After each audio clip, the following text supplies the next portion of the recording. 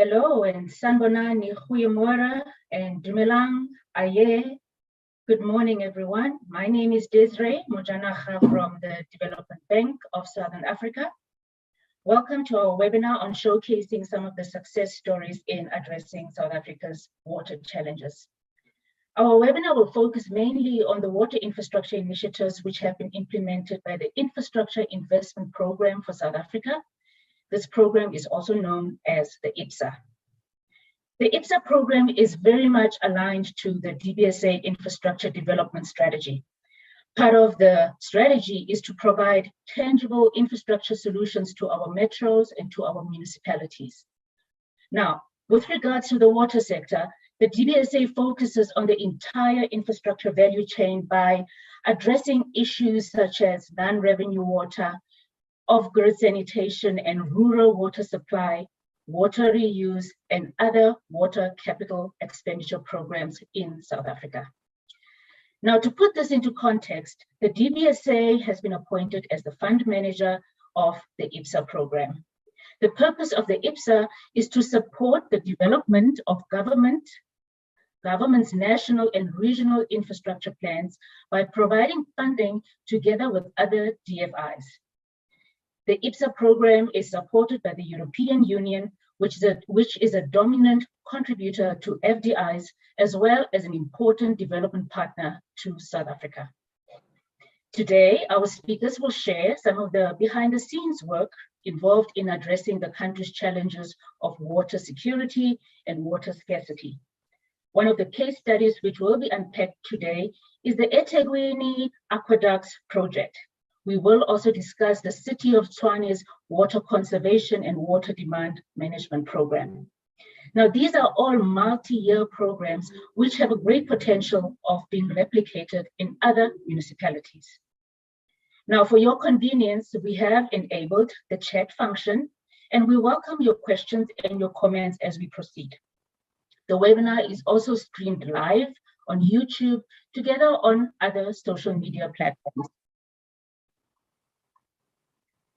Hello and Sanbonani. Goeiemorgen, Dumelang. My name is Desiree Mojanaga from the Development Bank of Southern Africa. Welcome to our webinar on showcasing some of the success stories in addressing South Africa's water challenges. Our webinar will focus mainly on water infrastructure projects implemented through the Ipsa program. The Ipsa program is supported by the European Union, which is a dominant contributor of FDIs, as well as a strong development partner in South Africa. We will be showcasing some of the multi-year programs relating to water infrastructure and which can be replicated in other municipalities. Please join us in our conversations as we discuss some of the successes that have been implemented in our country. Now, I'd like to hand over to our moderator, Ms. Anthea Stevens, who is the lead program manager for climate and sustainability, as well as the cities program at National Treasury. Over to you, Anthea. Thank you. Thank you very much, Desiree, and good morning to everyone there. It's my pleasure to be your moderator today for this webinar. As Desiree has outlined, we're here to learn a little bit more about some of the experiences of the Ipsa program in delivering grant funding to the water sector. And I think in particular, the opportunity to learn from what Ipsa has done holds valuable lessons for us as we grapple with some of the water challenges that South Africa faces. The water challenges, I think, are probably well known to many of us in terms of South Africa being an arid country, climate change starting to affect our ability to rely on certain water resources, and the need for investments in the maintenance, not only of our bulk, but also of our reticulation infrastructure, and the need to build infrastructure to keep up with the growing demand for water resources. So it's an opportune time to look at some of the successes that have come out of a program like Ipsa's support to the water sector, to understand a little bit about what made some of those successes, where the challenges were, and how we take those experiences to scale in a country like South Africa, with recognizing the challenges and opportunities where they exist. So we have a really interesting program today lined up. Desiree, are you able to share the agenda, or has that been shared with the panelists, the participants?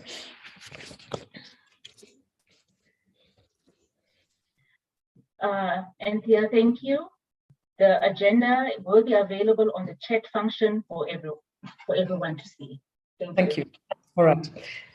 So the agenda will be shared with you, colleagues, but what I want to outline then is we'll start off with an input from the Acting Deputy Director General at the Department of Water and Sanitation, Mr. Leonardo Manas, where he's taking responsibility to improve compliance, monitoring and enforcement, including the establishment of the economic regulator, as well as the revival of the blue and green drop certification programs. Mr. Manas has been in the public sector since 1998, a considerable legacy and history in the public sector.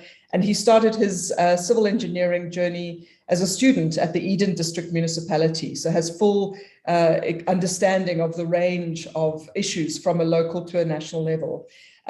So Acting DDG, let me pass over to you for you to share a few perspectives on the South African water sector and setting the scene and laying the context for this webinar today. Thank you very much. Thank you very much, Anthea. Good morning, everyone. I will try and just give you a brief snapshot in terms of where we are in South Africa as far as the water sector is concerned. Yes, by now everybody would know the fact that in 1994 we started off on a platform where less than 50% of the population of this country didn't have access to adequate water and sanitation. But that was then. But there's another thing that we need to keep in mind as well.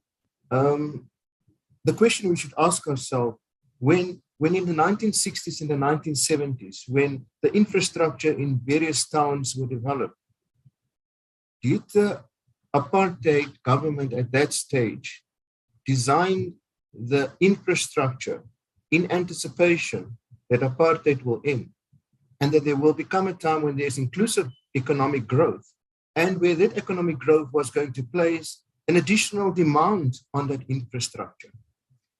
But that be as it may, and I think that let's leave that there because restating the problem is not going to help us much. Let's go a little bit further. What has been done since? We have looked after our water security. We've implemented about 22 major water resource projects, starting with in the far south, we had the Berg River Dam that augments the water security of the city of Cape Town. Right out of the north, where we had Nandoni Dam that's now currently looking at the water security in the bigger Wembe area and also in the Mopani area of Limpopo. We've lifted the water services and the supply as well as sanitation services up to about 90% of the country. That was a good work done, but was it enough? So what is wrong currently? Then we can categorize the two sides as far as what is wrong in terms of quantity as well as quality. And let us focus on quantity first. Obviously, our unaccounted for water that we're recording across this country is just too high, especially the component of unaccounted for water, which is water losses. Now, as far as the water losses are concerned, I just want to mention one example to you. There was a municipality that came to a ministerial session recently. And in the session, they claimed that they're requiring additional 40% of water use authorization to have additional water. But just on close inspection, we realized that 65% of the water gets lost due to leakages. So what's the point of putting that additional strain on our water resource when we can't look after our water losses? And I think that is something that we need to we can't afford water losses because we are a water scarce country. Climate change is playing a major role in this whole aspect. And yes, perhaps today we can say, but we're experiencing one of the wettest seasons. The climatologists want us to believe, or meteorologists want us to believe, that there might be another dramatic cyclone or higher rainfall season that is actually coming, bigger than the one we're currently experiencing. But what does that help Gqeberha or the other towns in the Eastern Cape where we sit with water in a Kucha dam, which currently sits at 16%. I think that we need to be more focused in terms of that and in that area as well. And then at the end of the day, we also look at the loss of storage that we have with sedimentation that is coming in as well.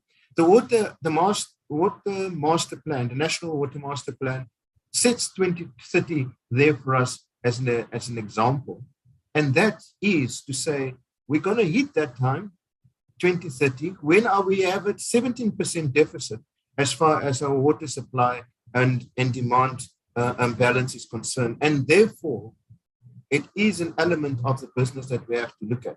Now, at this stage, if you don't mind, because I'm just seeing that I only have a head on the screen, so perhaps I will put my jacket on, and then it will help a little bit with the image as well. I trust that will help. So I'm not only a head, I'm also a person. So then on the quality side, we have lots of people that are experiencing the real raw end as far as our business is concerned with regards to water and sanitation when they smell and they see the sewage in the street. It means that our sewer spillages that we have in the country is just unacceptable. The dysfunctional wastewater treatment works are just unacceptable. We cannot, and I certainly won't forget what happened in Delmas in 2005. I won't forget what happened in Delmas in 2007, when children died because wastewater ended up in an aquifer that supplied the town and the people had typhoid. Now, yes, today there are lots of stories going around there's typhoid in the water. I can assure you, if there was typhoid in the water, we would have had the situation we had in Delmas, where 2,500 people on a single day got infected. And we had people that were dying at that stage as well. So this is what we have currently. It's still not acceptable as far as the wastewater is concerned. So there's something on the quality side that needs to be done. But before I come to the solution, let me just talk in terms of now going into addressing the increase in demand. Yes, we have strategic water projects that we're looking at. Some of them are being implemented. We are implementing the raising of Glen William, the raising of Tzaneen, the raising of Hazelmere. The Mzimvubu Dam, the Namitwa Dam is also on the cards. There are various other projects that we are looking at. And are we in the space as a department, as government, alone to afford the implementation and do it? Not at all. We came to that realization that it's time that we need to look a little bit beyond, outside of the box, something that I not always think, because I would like to be thinking that I'm not inside the box. And we need to be outside of it and expand our thinking in terms of how we're going to do things. Now, as far as the wastewater treatment works are concerned, incentive-based regulation, we took our foot a little bit off the pedal for a long time in this country. And unfortunately, taking the foot off the pedal has caused incentive-based regulation to die down a little bit. But it made a difference in the past when it was here. Even though it was a very brave move of us in South Africa, because it's an incentive-based regulation in the water sector. Nobody heard of it before, but we dared to be brave and we went into it in spite of the fact that when I presented this concept in 2009 at the World Health Organization's Regulators Network in Singapore, there were two officials from the United States of America who laughed at me. Good enough the fact that they turned around and eventually we received as a country from that very same officials institution in America an award in terms of the innovation that we did. So it made an impact in the past. It will make an impact now. We revived the Green Dot certification program in June 2021, and we are ready to release that report. Now, the report is not going to give unto you a restatement of the problem in South Africa. It's rather going to diagnose the problem in South Africa so that we can have a baseline from where we can actually move to actually improve the situation from where we have come from. Now, the one thing that we're going to focus on is restoring functionality, because for perhaps too long have we focused on rebuilding and building new infrastructure. And I'm sure that as a country that we will come to the point where we will understand we can't afford that way of thinking no more. We have to refurbish. We have to also rehabilitate what we have. And we have to bring back into functionality what we have before we look and spend money in terms of what the new would be. I think that in terms of that, we can look forward to it. I don't want to speak much more of it because I think that is in the space of the minister to speak on that. Now, I'll come to the point of what the minister raised. He actually came to a point where he asked the question from us. Is it still wise to expect water service authorities that have been failing for many years, to expect them to be in charge of the turnaround if they haven't been able to keep afloat what they were supposed to keep afloat? Now, it's a brave question to ask. He went to Cabinet on the 27th of January with that concept of a water services improvement program, which is point down to a 10-point plan, which we're currently working on to actually expand, because the entire Cabinet was in unison that it's a valid question to ask, and they require a fully fledged framework in that regard to actually see how we're going to address this problem. So we are making bold and brave statements in that framework as we are busy drafting it to ensure that we get to the point where we are reviewing, because come to the point that would you go to a doctor and return to a doctor that is whose patients are continuing to die? I think we'll ask ourselves a question, shouldn't we go to somewhere else? And that is perhaps the things that we have been actually looking at. Now that 10-point plan ranges from the fact that we need to review our water boards even for that matter, because if we have to depend on them to do certain things, then are they in a state to do it? And we have started reviewing even the functionality and capacity of our water boards to the extent where we are disestablishing Sedibeng Water Board, and we are looking at other ways and means of actually looking at getting things right. But the major thing that I want to come back to, Anthea, perhaps at the end, would be the private collaboration that is required, because alone government cannot do what we want to do and what we have to do. But we also realize to the point that it might be an opportune time for us to broaden the horizon so that we can get more done at a higher rate. I want to repeat this. I want to emphasize this rather, that we're not talking about privatization. And I want to repeat it again. We're not talking about privatization, but we are talking about private collaboration because it's already existing. There's already things being done. And I want to just mention a simple little example that when we think about private collaboration, we think of these big corporates and big industries that need to come, but sometimes it's the smaller ones that also can play a role. Now in Salt Lake in Kimberley, there's a wastewater treatment works called Homevale. And Homevale has been threatening the condition of the camphor pan that it sits on the outside, but it also caused damage to the railway line that is passing the town, that is going between Cape Town and Johannesburg. Now, there's a little agricultural fraternity there just down the road called Beefmaster. And Beefmaster looked at this and they went to Salt Lake municipality and said, can we assist? And they used their own money to assist because they knew that they depended on that railway line to get their produce to Cape Town. And that was one of the concepts that we are basing this whole concept of private collaboration on, because we do believe that that is what's going to take us forward. So people on the platform, I trust that with those few words, I've created the environment in which we are finding ourselves currently in the Department of Water and Sanitation, who over the past 20 years had 15 DGs.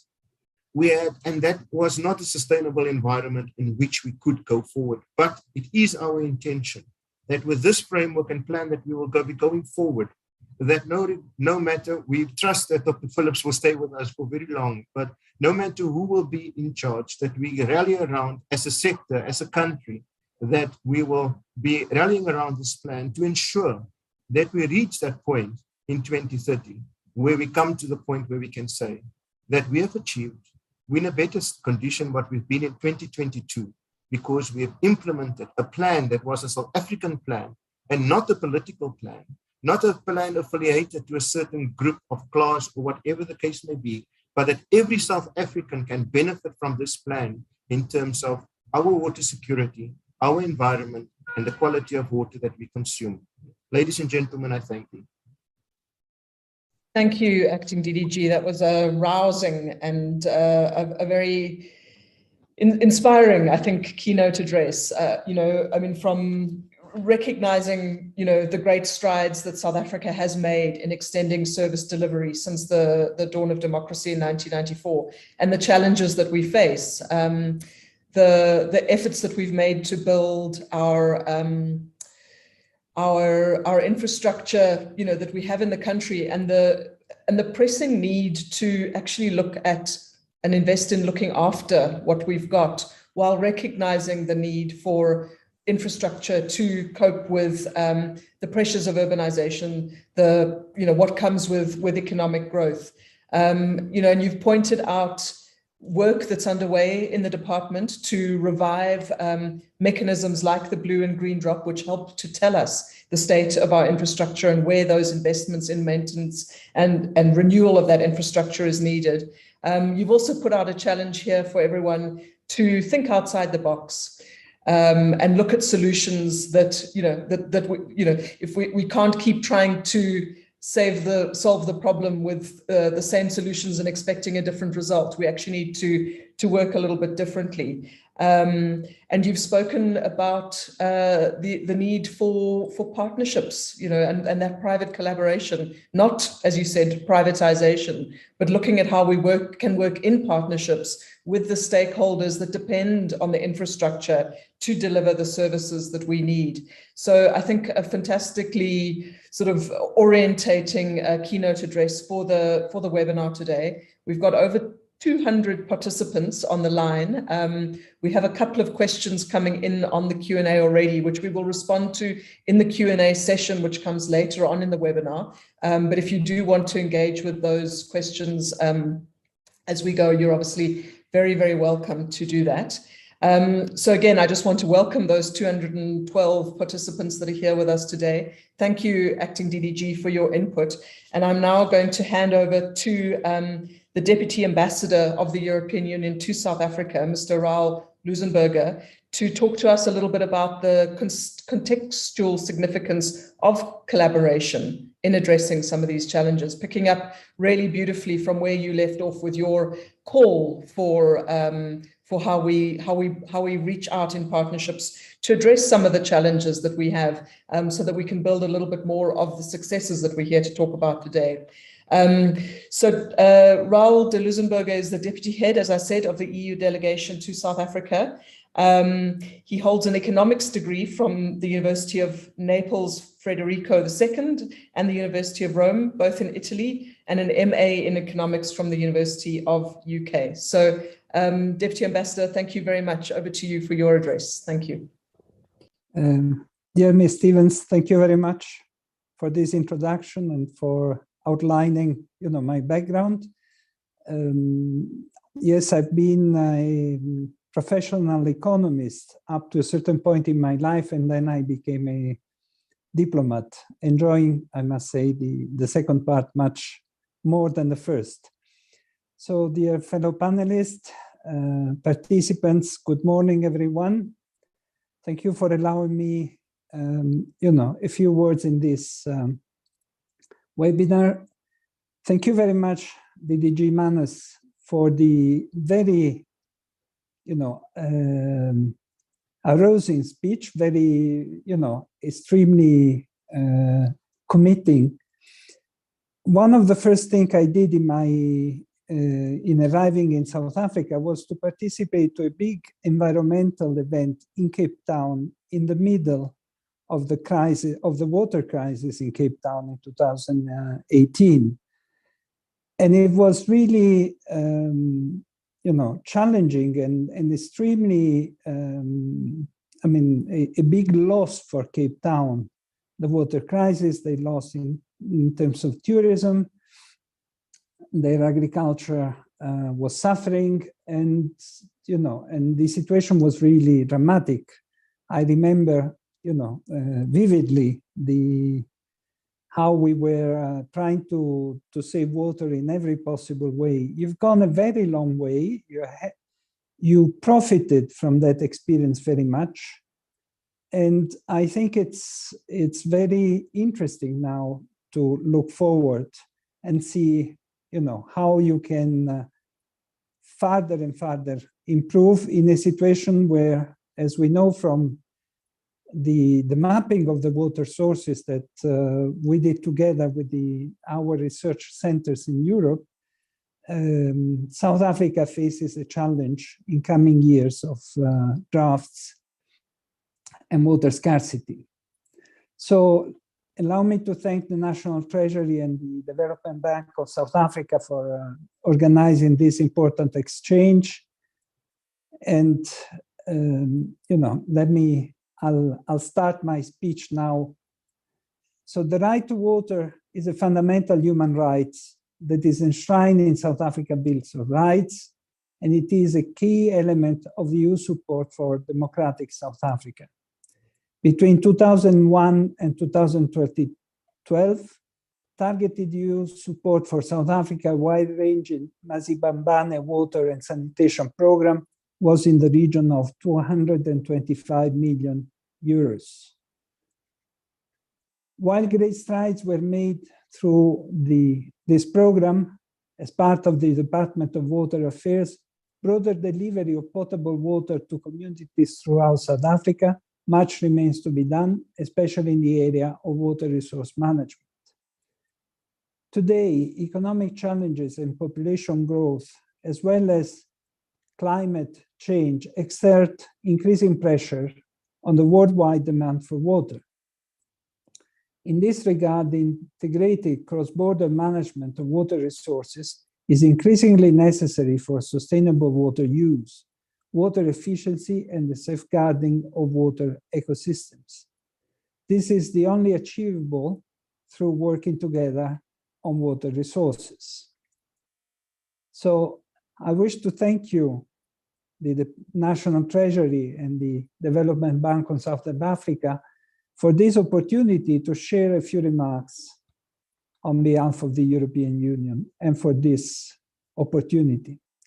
In South Africa, water authorities are seeking solutions to establish a strong and resilient water sector to embrace societal water challenges, especially regarding water scarcity. The challenges are, of course, that while much of South Africa water supply infrastructure urgently needs to be upgraded and modernized, several barriers exist to investment in and the financing of water infrastructure projects. In this regard, the greatest challenges probably is the bankability of water infrastructure projects, and this must be identified and overcome in order for water supply to be sustainable in South Africa. So, along with several of our member states, the EU supports South Africa efforts to review strategy, policy, and regulatory framework for water efficiency, both in industry and in water supply.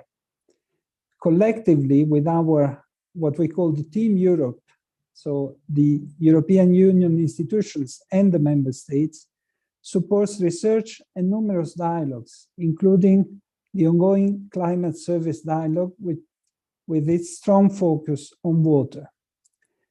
And additionally, we are ready to facilitate more expert exchanges, both with our public as well as with our private sector.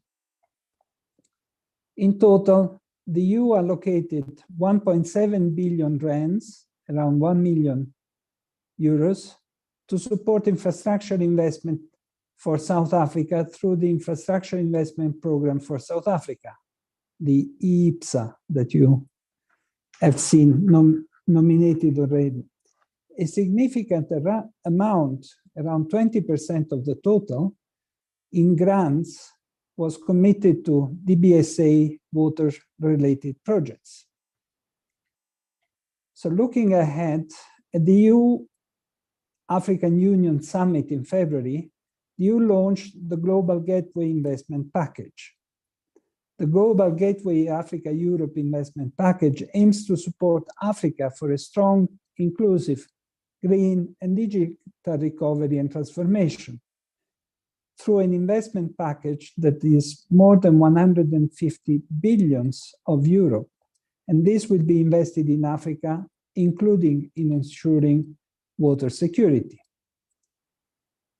And in our new cooperation priorities for South Africa, for the 2021-27, the EU offers to South Africa support to adapt and mitigate climate change, to transition to a job-intensive greener economy, and for a digital agenda. Reflecting this development cooperation, grants will never be sufficient. Reflecting that development cooperation grants will never be sufficient for addressing massive financing gaps, the EU is keen to scale up the support through innovative financial tools.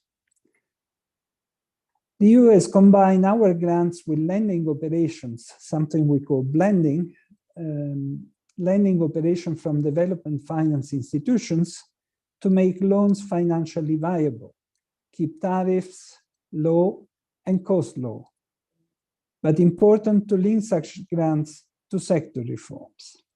For example, in Senegal, we have provided blending grants to wastewater collection and treatment as part of a wider effort to improve the environmental quality of the Han Bay. In Uganda, we have provided blending grants to ensure that lending for urban water supply in 2 secondary cities also extended services to nearby refugees camps. And we believe that we should also reflect with South Africa on how to work more closely with subnational municipal entities, and in particular, on enhancing capacity and efficiency for service delivery, notably through digital and innovative solutions, and to leverage financing for investments towards a sustainable, resilient, and greener local development. The infrastructure investment program for South Africa will continue to accelerate the rollout of much needed infrastructure for the country in conjunction to the many development finance institutions that are present in the country. As will be demonstrated today, blended finance solutions can act as catalytic to innovative financing of water infrastructure, which is so badly needed. IIPSA is an example of such financing solutions. In conclusion, the need to invest in water sector and prioritizing investment has never been greater than today. By working together and utilizing all tools available, the challenges can be overcome. I hope that today's discussion will inspire much needed concrete solutions for water infrastructure investment and service deliveries in South Africa. And I look forward to an open and lively debate on the key gaps, lessons learned, and potential future partnership between the government, municipality, donors, banks, the FDIs, and the European Union. Thank you very much.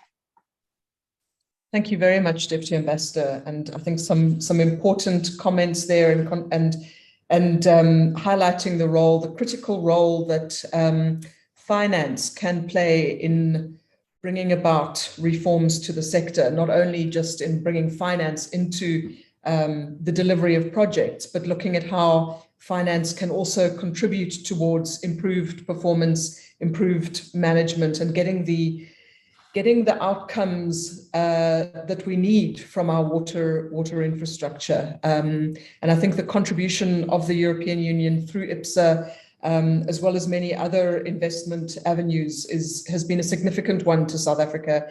And I think the legacy is there.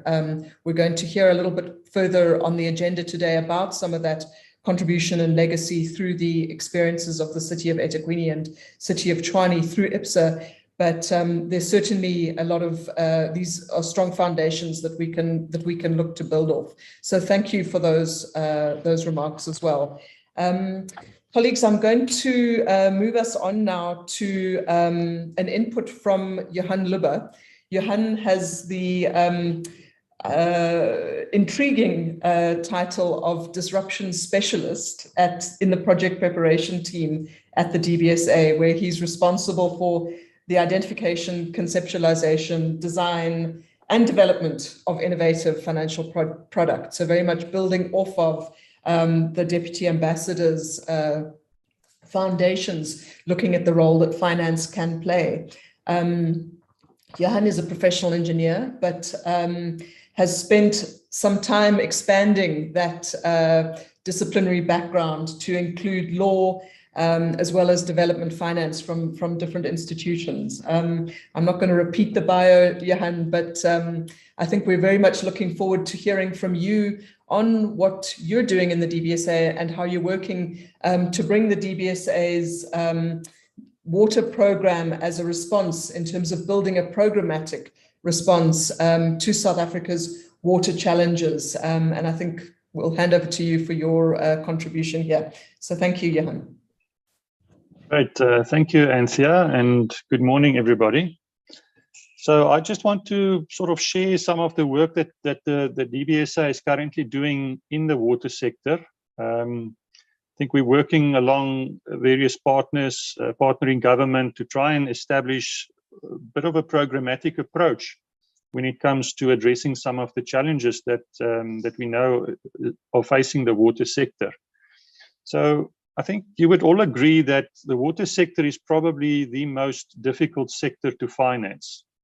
It's much more difficult than, for example, energy, where we know, there's clear revenue streams, but that's a big challenge when it comes to water supply and financing in the water sector. But I want to sort of follow that statement by saying we often feel that funding is a problem. And maybe a bit of a controversial statement to say that money is not our problem when it comes to funding the water sector. There's enough money around. There are other systemic issues. There are bankability issues. There are project pipeline issues that I think we need to address in order for us to access sufficient funding for our water infrastructure and our water supply and sanitation projects.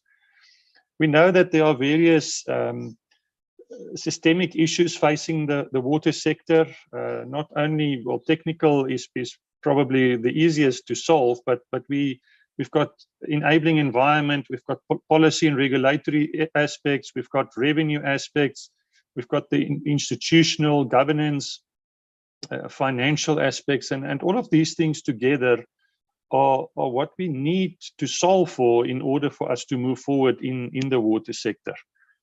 So what we've also done, I think, in the past is we've looked at sort of projects in a silo manner. We're trying to solve different or the same challenge in different areas by looking at it on a project by project basis. And we are missing the benefits that I think a programmatic approach is there for us to benefit from. So what we're trying to do and what we're working on at the moment is to see how we can put something together from a program perspective. And we stepped back a bit and said, let's look at the success of some of the other sectors, specifically the renewable energy program, the RE program. And there were two key things that stood out for us in that program, and we know the success of the program. The first one, I think, was the IPP office that was created, which was sort of the one-stop or the place where you went if you wanted to do renewable energy projects, and that created some sort of a center of excellence when it came to projects being implemented in the country. And then there was also a specific funding solution. We looked at project finance. Most of the RE programs and projects were funded on a project finance basis. Yes, there was a guarantee from national government, but those are sort of two key elements that I think stood out for us, and we said, how can we replicate that into the water sector? So what we are busy with now is working with government, working with the Department of Water and Sanitation to put together a national water program. So the DWS would be the owner of the program, and we want to then bring some of these elements that we saw in the RE program into this water program. And firstly is to create sort of a center of excellence, and we currently discussing calling it a water partnerships office. And that water partnerships office is really there to then form capacity, provide support to project owners to take their projects forward. So it almost becomes the one-stop shop when you want to do a certain type of project. is that you would approach that office and say, help me, assist me in progressing my project, creating a bankability, looking at the feasibility studies, and then looking at the implementation side. And then the second element that we're working on is to say, how do we come up with innovative and alternative funding solutions when it comes to financing water infrastructure? At the moment, we've got basically two options. I know there are more, but the two major options, the first one is municipal balance sheets, for municipalities to raise funding on their balance sheet to invest into infrastructure. And the second one is our triple Ps. We know that triple Ps can't work in all cases. And we also know that the balance sheets of municipalities doesn't allow them to raise sufficient funding to meet all their needs. And there's actually just a handful of municipalities that can raise funding. So we have to, we're almost forced to think out of the box and to come up with innovative solutions when it comes to funding. And one of the key things there that we are looking at is around blended finance, bringing in the private sector more, reducing the reliance on government funding, and to see how we can then put those specific funding options available together, and then it becomes a part of a suite of options that can be used to finance specific projects. So within this National Water Programme, which we see as the umbrella program, there would then be a number of sub-programs that would be slotting in under that umbrella program. So the primary focus at this stage is on the municipal sector, on local government, so what local government is responsible for. And three of the primary solutions or sub-programs that we are working on at the moment. The first one is a water reuse sub-program, and it's really trying to see how can we scale and escalate water reuse projects across the country. We're currently losing a lot of water down our rivers and into the ocean, valuable resource. Leonardo mentioned earlier, being a water scarce country, we just cannot afford to lose that water. And there's maximum value to be extracted, not only from the water side, but from energy, our ability to generate energy, our ability to beneficiate the sludge. So the water reuse is one of the sub-programs. Another one is non-revenue water. Leonardo also mentioned in his keynote address the importance of not losing water, and there we're focusing on not only the physical losses but also revenue losses. So that's another sub-program we're working on. A third one that I can mention is around addressing some of the wastewater treatment challenges that municipalities are facing. Again, Leonardo mentioned, the impact that has on the environment, and the inability of municipalities often to address that challenge. So we're working on a new model, a private sector participation model that's specifically geared to try and address and support municipalities, especially our under-resourced municipalities, to address that challenge of non-performance around wastewater treatment. So other programs that we are considering is off-grid sanitation program. There's a community and rural water supply initiative or program that we're working on. And one can then bring in other programs like ecological infrastructure, desalination.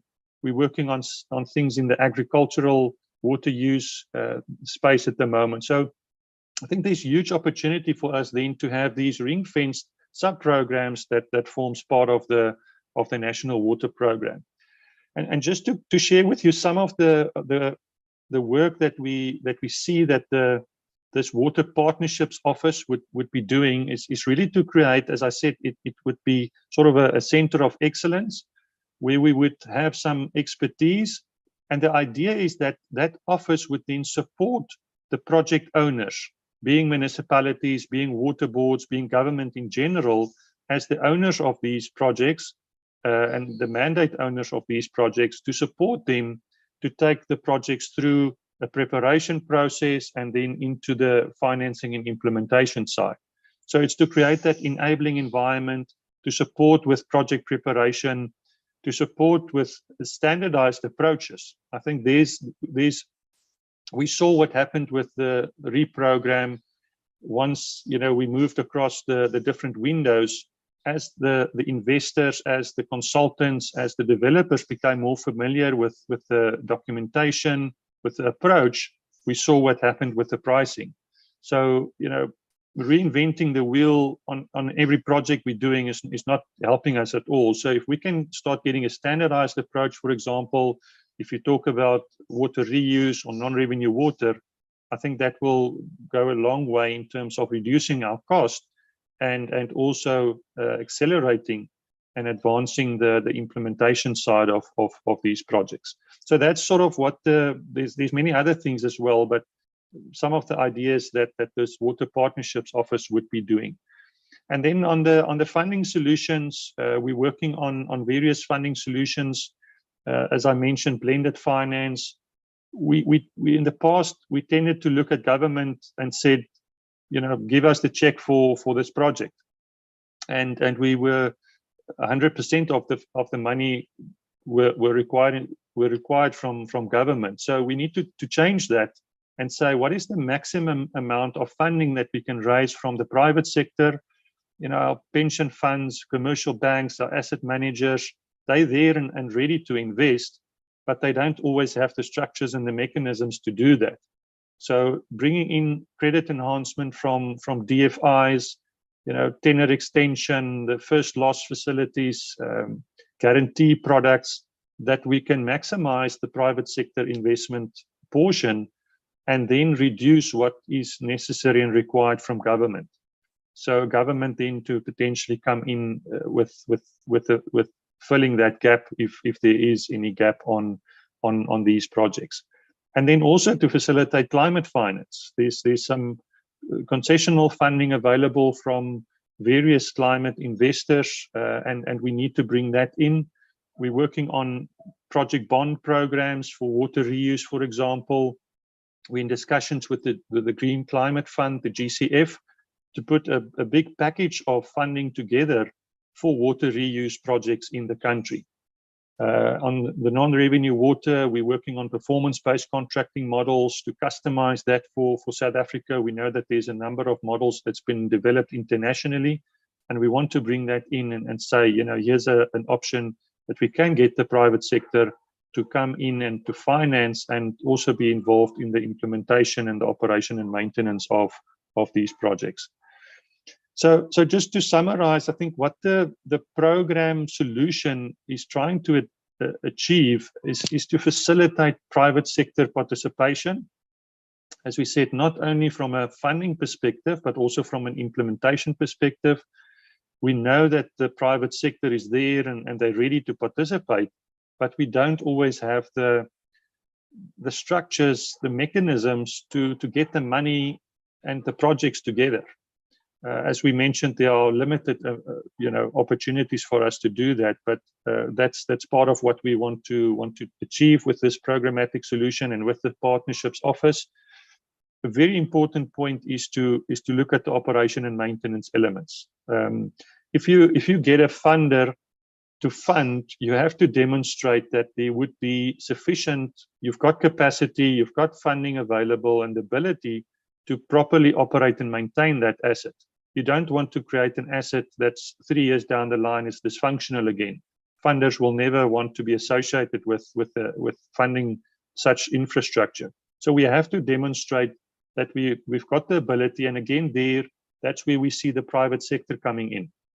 So for them to come in and assist municipalities to operate and maintain, and as Leonardo mentioned earlier, we're not talking about privatization, but we're talking about maybe management contracts, but longer term contracts where we can bring the private sector in. They've got the expertise, they've got the capability to do that, and then also ensure that the skills transfer is happening within a municipal space. So that's a very important point that all these programs and sub-programs will also be addressing. And then, of course, the pipeline of projects that we need to create. There's a couple of things. Well, there's many things that you look at when it comes to creating bankable projects. Some of them include political will. it's probably ranking right up there. We need to get that political will to want to make a difference, to want to look at alternative options and solutions so that we can improve service delivery to communities and residents within our municipalities. Revenue streams, I don't probably have to say anything about that. We know it's easier in the energy space, much more difficult in the water space. But creating revenue streams, and it may not necessarily be people always paying for services, although that's the primary objective. But in some cases, if you have indigents, you have to maybe look at other sources of revenue, like grant funding that we know comes from government, and to, in an innovative way, see how we can utilize that. But the payment for services, I think, is quite important, and directly linked to that is cost-reflective tariffs. I think that is something that we've seen is often lacking in our municipalities, in our utilities, that we don't often know what it costs us to provide the service.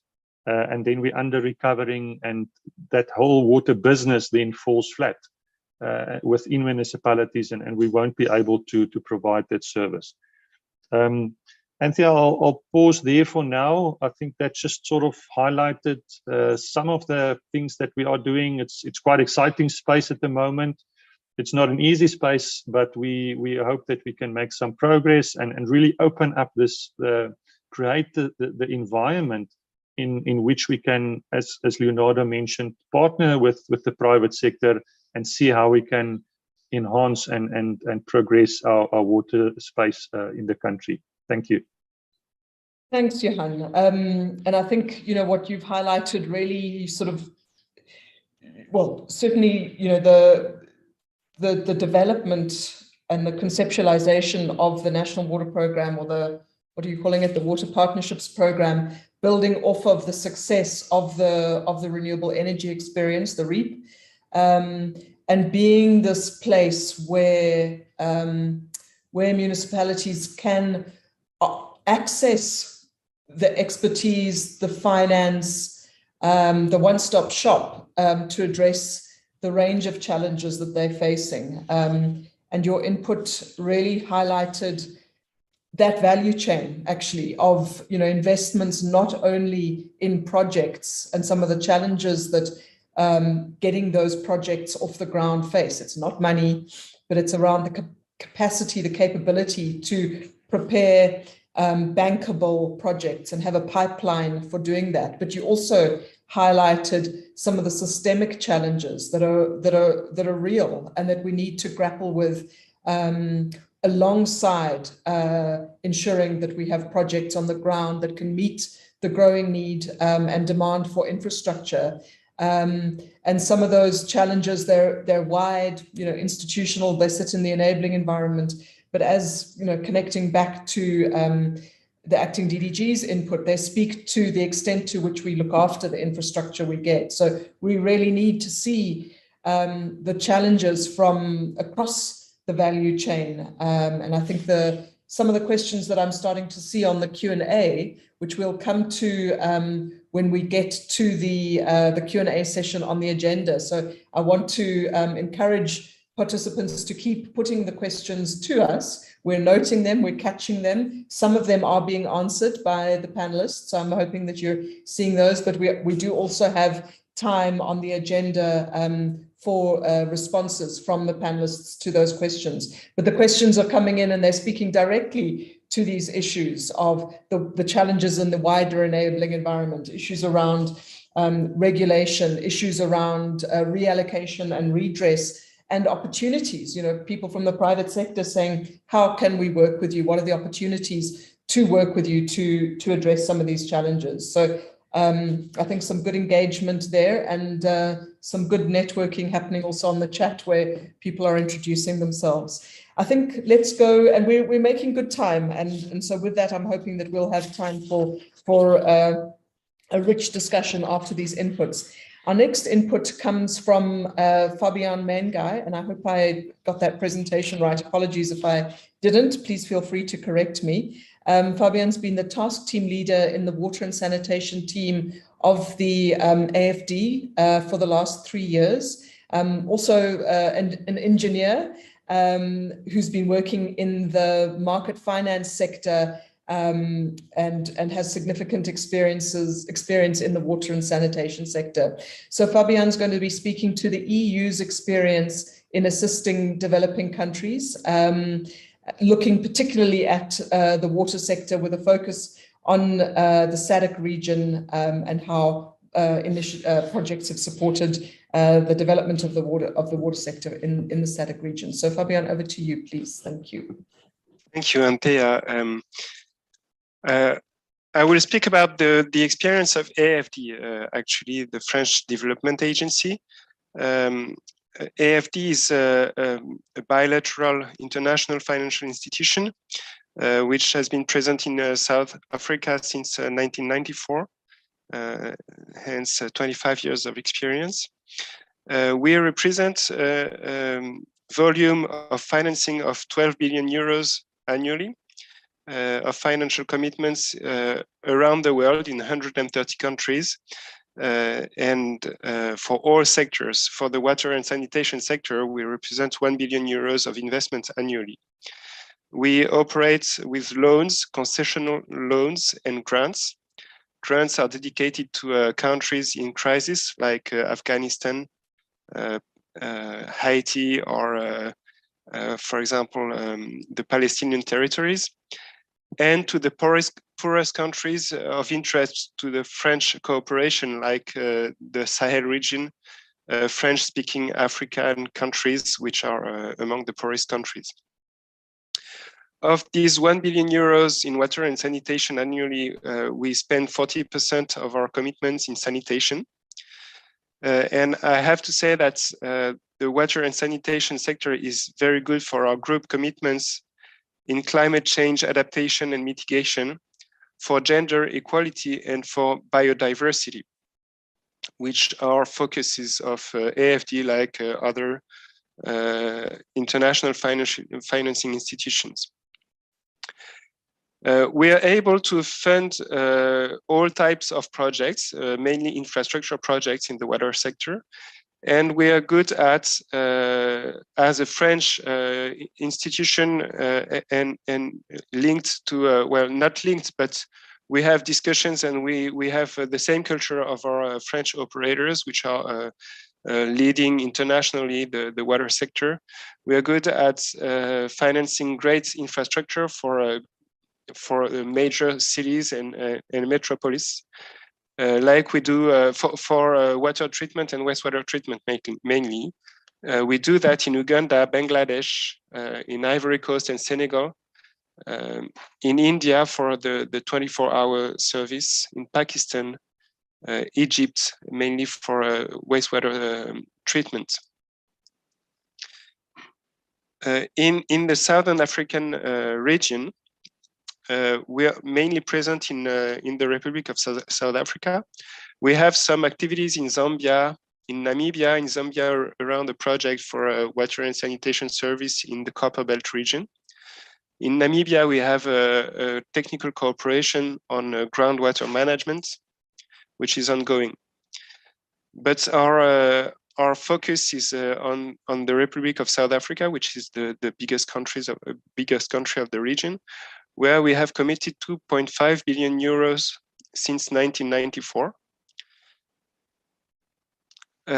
In the water sector, we have three main experiences of infrastructure financing.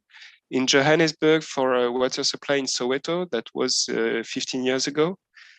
In Durban, with the TCTA, which is a governmental vehicle for infrastructure development in the water sector, around the Muimgeni water transfer scheme to supply water to Durban.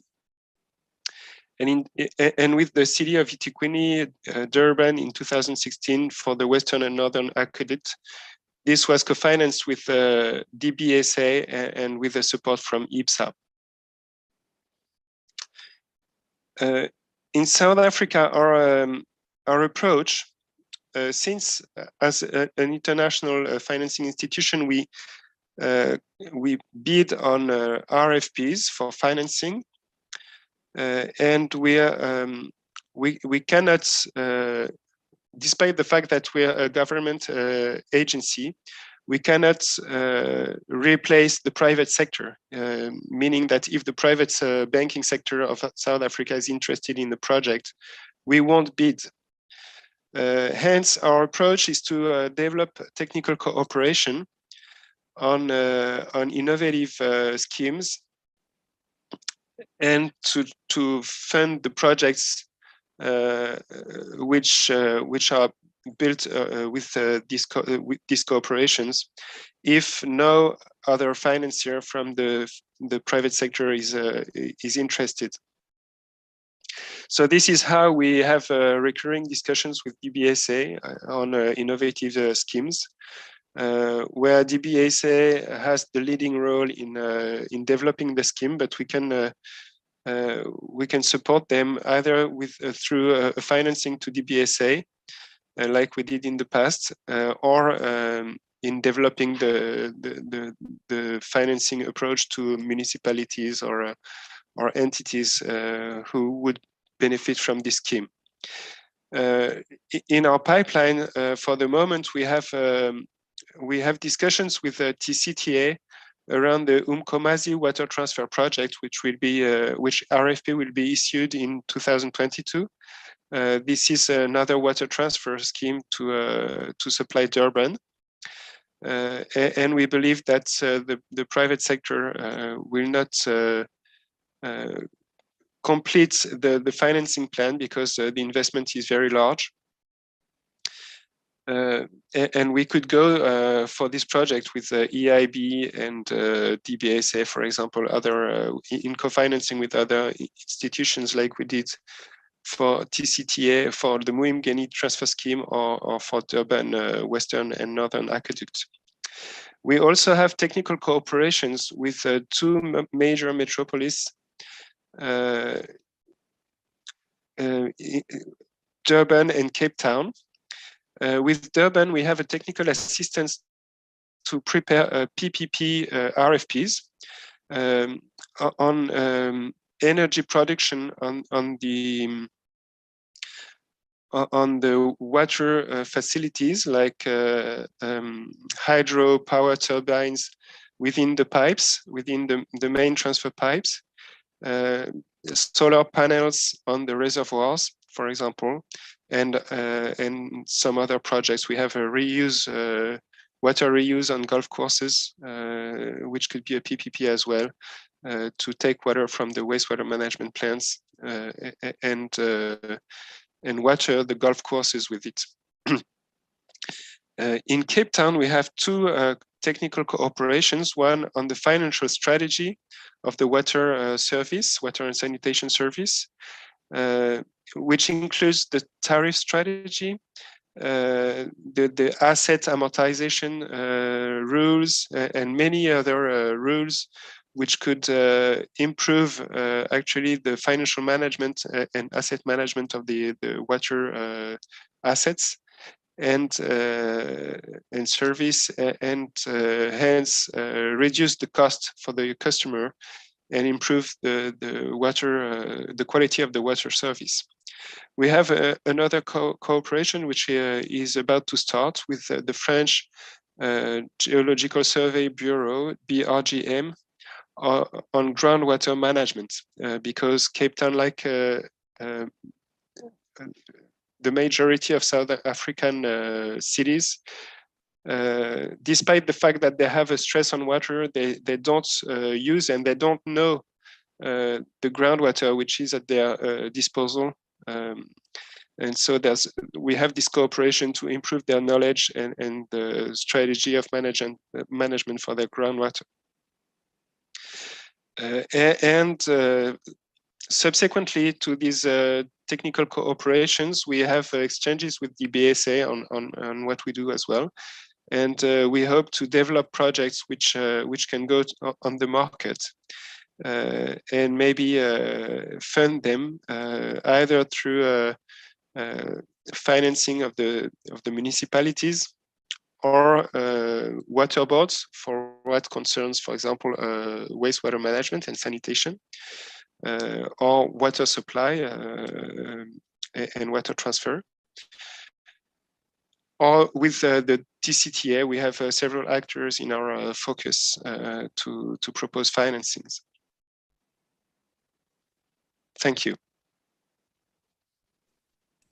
Thank you very much, Fabian, and apologies for getting your affiliation incorrect in the introduction. You're welcome. Notes. But thank you, and you know, the AFD's contributions to the sector are significant, and you know, we work with the AFD in many ways, both particularly on the technical side, but also on the funding side. So again, I think you've highlighted where the partnerships come in from the financiers, not just in terms of looking at where contributions can be made on the infrastructure side, but also looking at some of these systemic, some of these capacity issues, and the enabling issues that are required for the service delivery that we need. So thank you for those contributions. Colleagues, I'm urging you to bear with us while we carry on. I think we're now going to hit the ground, as it were, with some of the case study experiences that we want to really use to inform our discussion in the Q&A session. We've had a number of really useful and orientating inputs from the national level, from the perspective of funders and from the perspective of programs to address some of those challenges. And I think what's missing, and what I'm really looking forward to hearing, is let's say the receiving end of some of the support. How has it been taken? What's been done at a city level, at a municipal level? What are some of the successes at a local level? But also, let's hear from municipalities around perhaps what are some of the challenges that they experience in receiving the support, and how does it land? How can we work better to make sure that the support that is available, the support that's on offer, addresses the challenges as effectively as possible? So we've got inputs coming up in the next section from the cities, but before we get there, we're going to hear from Alwyn Coetzee, who's with IPSA at the DBSA. He's got considerable experience at the DBSA and has various qualifications also in financial, economic, regional and urban development disciplines, as well as operational management. He's got significant experience in the financing of large infrastructure projects, and he's going to share with us some of his experience and inputs in the rollout of the current IPSA program by the DBSA in partnership with the EU and National Treasury. And from there, then we'll move into the contributions from the city of eThekwini and the city of Tshwane before we open up for our question and answer session. So Alwyn, I'm handing over to you for your input, talking specifically about IPSA, and then we'll move into how the IPSA support has delivered projects at a local level. So Alwyn, first to you. Thank you.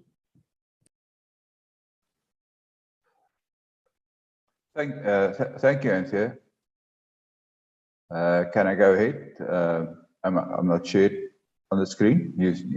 Am I on the screen? We can hear you. We can see you. You're okay, ready to go. Thank you. Yeah, thank you very much, Andrea, for that introduction.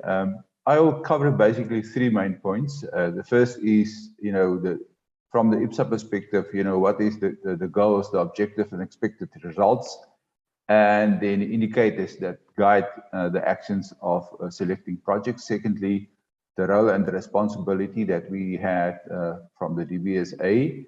And then thirdly, what was achieved with the program according to the IPSA performance indicators. As been mentioned early on, it's basically 100 million euro program that is targeted towards South Africa and the region, which has not been, I think, amplified at the moment, but it was also in support of the region. Of the 100 million, we have committed 42 million euro already, and we are implementing those projects. So the talk will be specifically around that. So the purpose of the IPSA funding is to enhance sustainable economic growth of infrastructure projects in South Africa and in the SADC region. as the lack of adequate infrastructure has been identified as one of the key constraints for faster economic growth and social inclusion in South Africa and so the SADC region.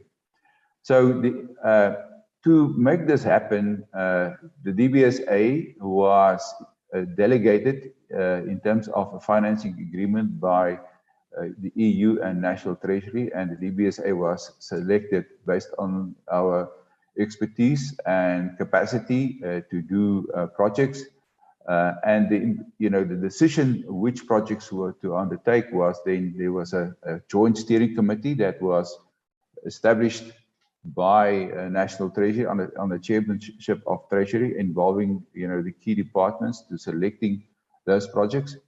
And the job of the DBSA was then to select projects, appraise those projects, and present it to the implementing steering committee, and then to conclude contracts and then implement the projects according to the milestones that has been agreed for the program.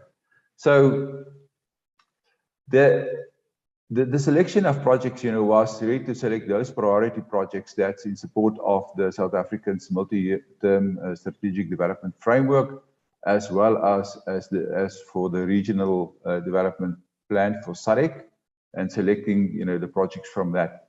The main purpose from that was then to promoting of essential infrastructure investments, which serve the needs of the beneficiaries and sustainable growth and climate change. And of course, then the viability and sustainability was an important factor in that. The sectors that IPSA is covering is basically all the economic infrastructure projects, from energy, roads, ICT, but let's focus on the water sector specifically.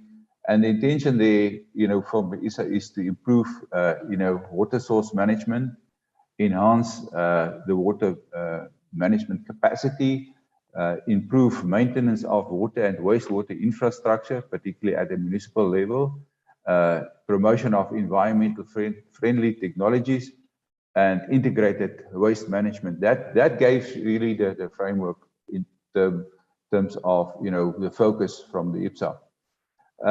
The indicators of the performance indicators of IPSA was then, to the development of the South Africa's national infrastructure, and then to mobilize with the grant funding from IPSA to mobilize that with debt financing from the participating DFIs, and then also obviously, to create, jobs in this whole process.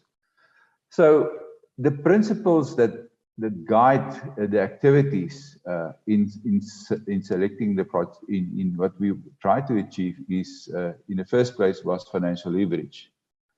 Reference was made, to blending of blended finance, and I think we had first-hand experience what that entails. To really blend the IPSA funding instruments with loans from participating DFIs, and then also, from private sector that can be blend into that.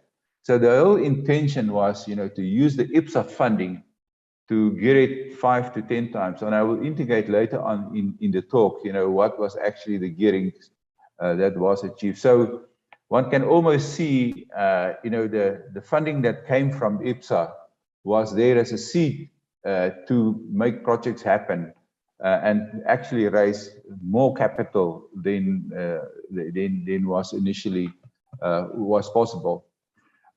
Then, obviously we had to focus then on priority projects from the project owners. So before we would engage any work and selecting projects, we, for example, at the municipal level, we would like to have the council's resolution that is actually the top priority within that particular with the municipality before we would then engage in that.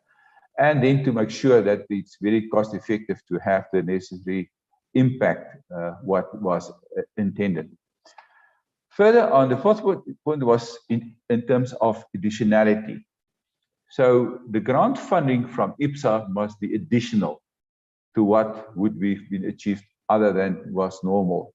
So it must achieve positive results that would be achieved without the grant funding. It must bring projects forward. It would happen faster than without the funding. So maybe then projects that was planned for 2, 3, 4, 5 years, in the future, that through the funding that made available through IPSA, those projects will happen sooner. Further on, to crowding in private capital to ensure the commercial sustainability of the projects, and to, as far as possible, to promote innovative technologies. So, and a very important point, is that we received a number of projects, when, and I think that's a natural reaction from, for example, if a municipality come to know that there are grant funding available to support the important priority projects, to replace their funding with the IPSA funding, and that was a very key consideration. No replacement of existing capital. It has to bring additionality, to make things happen quicker and faster. That would otherwise not be the position. So it had to create added value, and then close cooperation between development partners. Probably as indicated, for example, the aqueducts project that has been jointly funded by us, and so there are other examples as well, to make bigger projects happen faster and lower the cost of money to the client or to the municipality then specifically that will do that. Just taking a brief breathing here in terms of the IPSA funding products, and I just want to emphasize a little bit on that. I think it's a very well thought out program, and we have lived through this over a couple of years. The first one is that there was support, technical assistance, grant studies, and that was to a large extent deployed on the current program. And what the DBSA used to prepare projects to bankability. When the IPSA started, there was a number of projects, a whole list of, I think, about 200 projects that was suggested. And, none of those projects were ready for implementation. So we had to take those projects and prepare them to make them ready for investment. And that is quite a long and a challenging task. As indicated in one of the previous speakers, money is not always the problem. It's also an issue to bring projects to a bankable stage. And we from the DBSA, and I'm sure our partners working side by side with us, have that experience as well.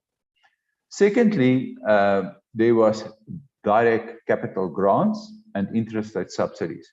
Direct capital grants were, for example, if you have a project and it's too expensive to the end user to make capital grant available with the debt financing. Remember, we were striving to raise debt capital as well to make the pool bigger that you can make projects happen.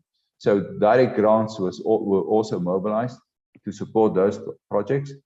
And then thirdly, interest rate subsidies, especially, with projects that dependent on the revenue streams to come. We all know that in the space of interest during construction really have a huge impact on the cash flows of a project and the cost of it. So interest rate subsidies, were mobilized to make it more affordable to the end user.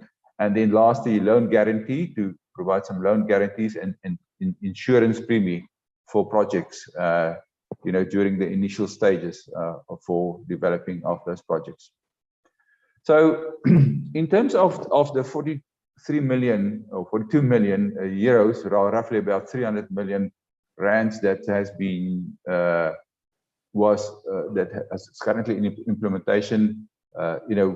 8 of those projects, a total of about 22 projects, are specifically in support of the water sector so far. So it's a large proportion of the project is actually in that particular area, and we expect that all those about 75% implemented, and we expect that the full program from that 42 million will be implemented by mid 2023 to have the sort of the full benefits from that.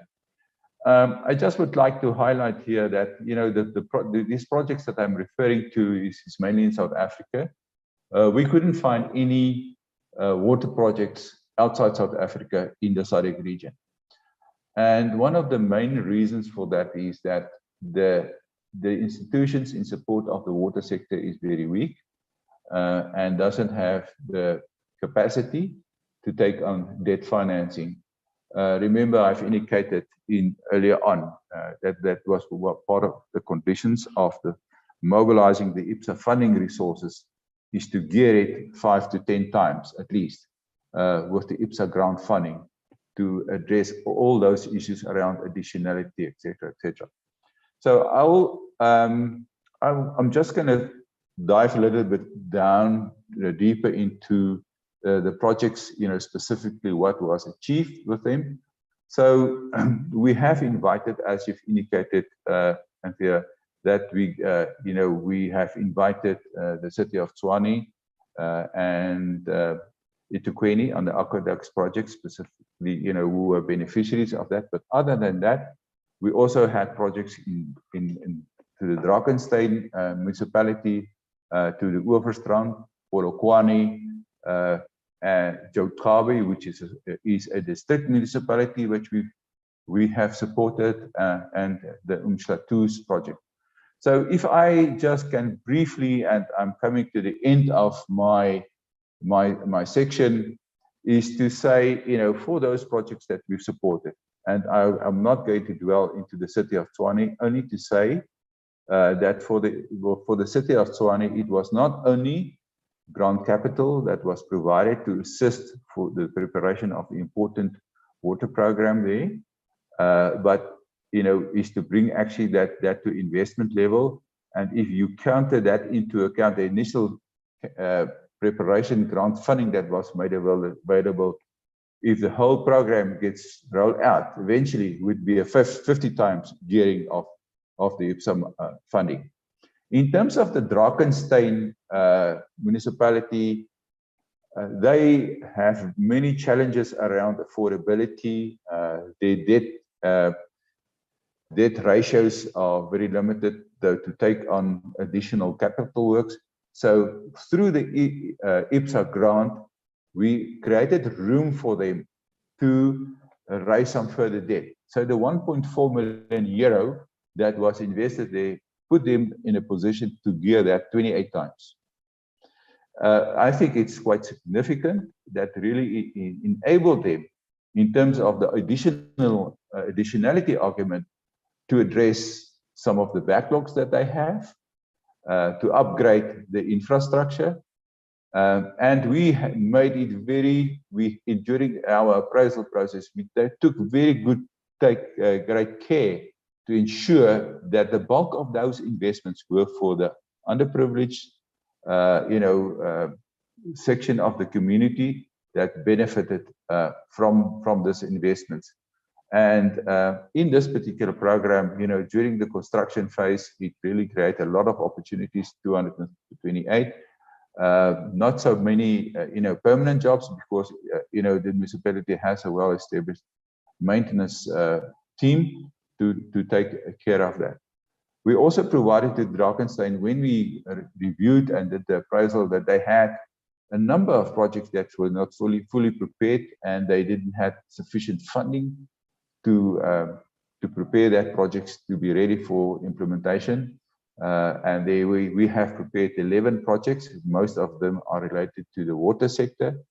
And some of those projects we are now taking up for implementation. We, for example, engage with National Treasury to find, funding to also make that possible to implement those projects.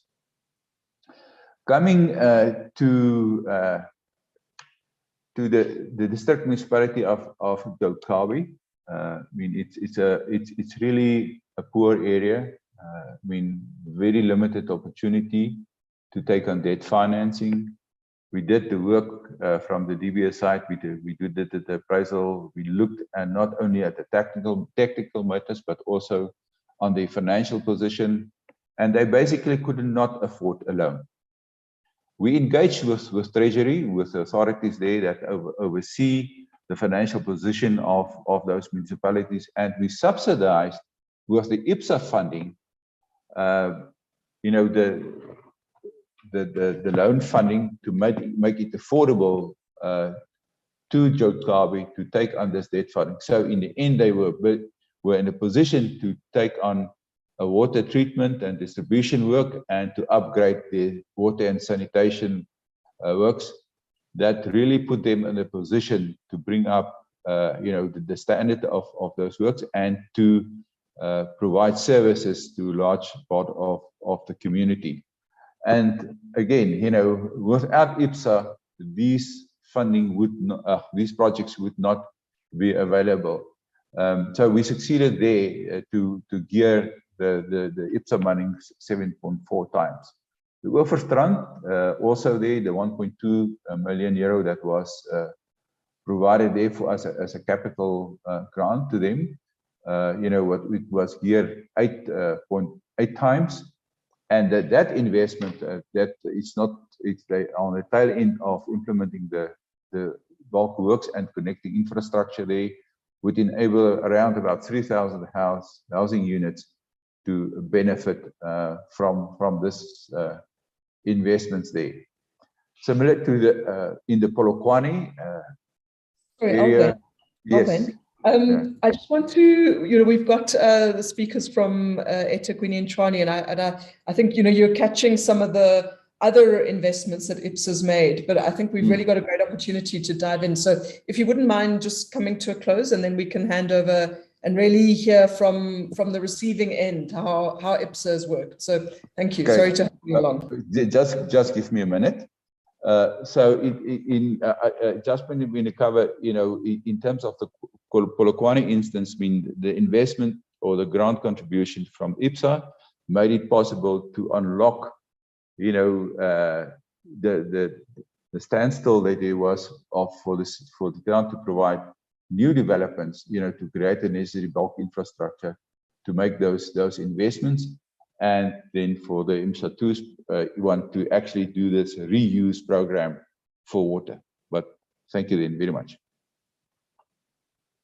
Thanks, Alvan, and sorry to do that. There's just there's a lot to cover, and I don't want to lose the opportunity to hear from our two city speakers who've got the experience to talk from. So I think, Alvan, thank you. And you've really set the scene very well around how IPSA's worked in that catalytic way. And I'm really, I don't want to dwell on more. I want to hear from both Linda and Lesego around how their cities have managed to work with IPSA to address some of the challenges. I think there's really a lot that we can learn, on both sides, both successes and if there are failures. So Linda, I'm going to hand over to you to come in from the city of eThekwini. Linda, colleagues, is the Senior Manager for Investments and Borrowings at eThekwini Municipality. Her responsibility is to ensure that the municipality is adequately funded through borrowings as well as active cash management. She's worked at several state-owned entities.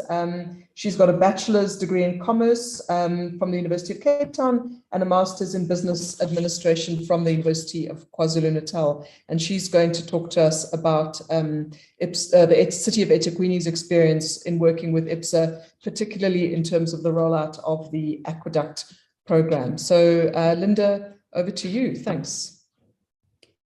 Thank you, Anthea. Good morning to the fellow panelists and the participants. I represent the city of eThekwini Metropolitan Municipality. The municipality has residents of about 3.7 million, the third largest after city of Joburg and city of Cape Town. Our balance sheet is about 42 billion, and our revenue is also about approximately over 40 billion. Sorry, Linda, let me just come in if you don't mind. So colleagues, I know I'm seeing a comment that we have struggled with audio from Linda. We're aware of it. It's a technical challenge that we haven't been able to address. So if you wouldn't mind just turning up your volume on your computers, and Linda's doing her best to make sure that she's audible from her side. But it is a tech challenge. Linda, over to you to continue. Thanks. Yes, apologies, colleagues. We did try to resolve the technical issue. So we have a total revenue of about 41 billion, and of that, about 13% comes from our water. And our expenditure is also approximately 40 billion. And part of that we spend on water services is about 13%. The municipality's mandate is to deliver basic services, and amongst others, including water and sanitation, electricity, and cleansing and solid waste. One of our key objectives is to manage resource adequately in order to sustain service provision. Over the last 10 years, the eThekwini region has experienced significant and rapid urbanization that has resulted in large-scale developments within the eThekwini region, in particular, which has resulted in substantial increase in water supply demand, which the existing aged bulk infrastructure cannot accommodate. Anthea, I'm not sure if I should continue. I see a lot of Linda, do continue. Colleagues, if you are able to please turn up the volume on your sound, if you can, on your laptops. We acknowledge that the sound is low, but I think it is possible to hear. Yeah, please do turn up your sound if you can on the audience side. So that'll be everybody, all 200 of you. Turn up your volume, please. Thanks. Linda, continue. I sincerely apologize for this. So to continue, the increase in demand for bulk water supply in the western and northern areas of eThekwini resulted in the construction, firstly, of the Western Aqueduct, which is the construction of a gravity trunk, which then became known as the Western Aqueduct, which then transports bulk water from Umgeni water supply system, from Midma Water Treatment Works to the Duzuma reservoir. And then secondly, to deal with the northern area water bulk supply was the gravity main trunk known as the Northern Aqueduct, which would assist with the supply of water from the Umgeni Durban Heights Water Treatment Works to the Phoenix Umhlanga reservoirs. So the combined value of these projects was just under 3 billion, 2.9 billion. And the Western Aqueduct's contribution was about 1.8 billion. And the Northern Aqueduct was about 1.2 billion. Both these projects actually commenced in 2012, 2013. But however, we as the municipality started engaging with Ipsa only in 2014, when we responded to the RFP to submit projects in 2014. And in 2015, we received feedback from Ipsa that northern and the western and northern aqueduct projects would be selected for funding under the IIPSA. Now, traditionally, the municipality would fund projects through grants, through loans, and through internally generated funding. So when we looked at the IIPSA structure, we were actually quite intrigued and quite excited to actually receive direct project funding, because the municipality generally would receive general funding, not specific project financing. So when we received feedback from IIPSA through the DBSA as the implementing agent, we were offered a package which included a grant funding of just over 100 million rands, as well as debt funding of approximately 700 million. The 700 million was made up of, was to be split or funded, debt funding through 3 DFIs initially at the beginning. However, 2 DFIs ultimately ended up doing the lending, and we received 350 million from DBSA and 350 million from the AFD. This, from our perspective, the IIPSA has been very useful. Very useful in the sense that it allowed us to fund the northern and western aqueduct at a very good rate, almost subsidized.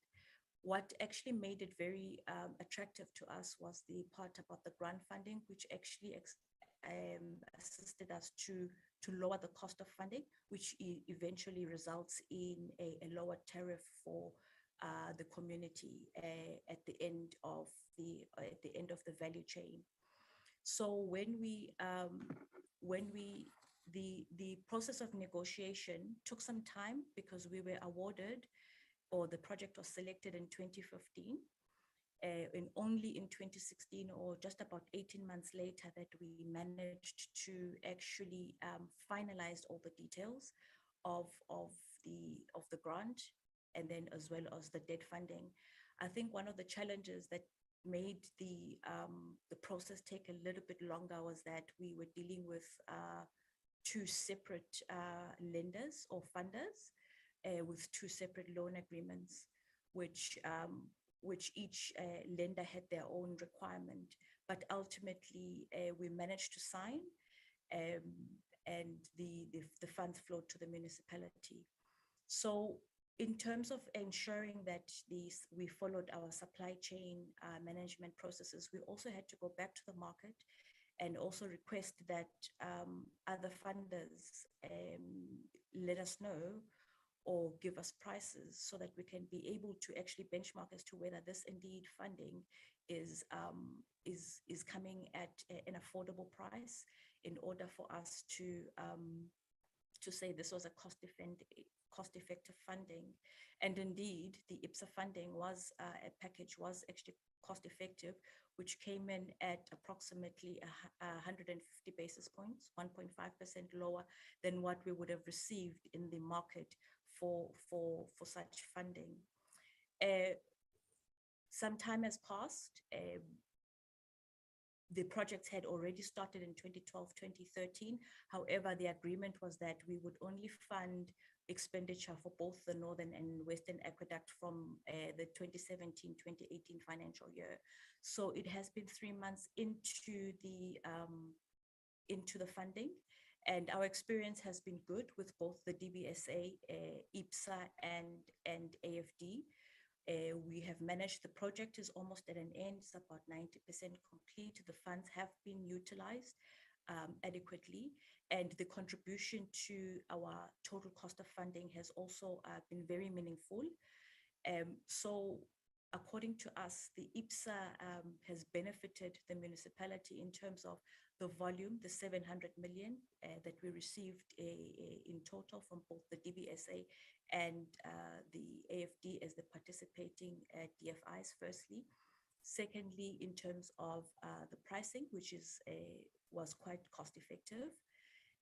Thirdly, the municipality tries to fund itself with long tenor funding. So we were able to access long tenor funding. The funding was for 15 years, which adequately matches the asset that we were trying to fund, as well as yes. So in general, the IIPSA funding has been very useful to the municipality, but in particular, what has been meaningful to us is the cost of funding that we have experienced through the IIPSA program. I think I will end there. Thank you, Anthea. Thank you, Linda. That was fascinating and really interesting to just hear from your perspective in the city on you know, how the IIPSA contribution not only helped to advance the project, but helped you to leverage the balance sheet of the municipality, and then also, you know, had an impact on the cost of that capital right down to the consumer level. So I think a really you know, insightful and valuable. And you know, you spoke to some of the challenges as well, the challenges of trying to bring in different sources of finance and you know, to use that for a project. So I want to move very quickly, if I may, onto the city of Tshwane. There's been a change to the speaker for the city of Tshwane since the program was put out. We've now got Luzenberger Lakuba, who's the program manager for water conservation and demand management in the city of Tshwane, in the office of the CFO.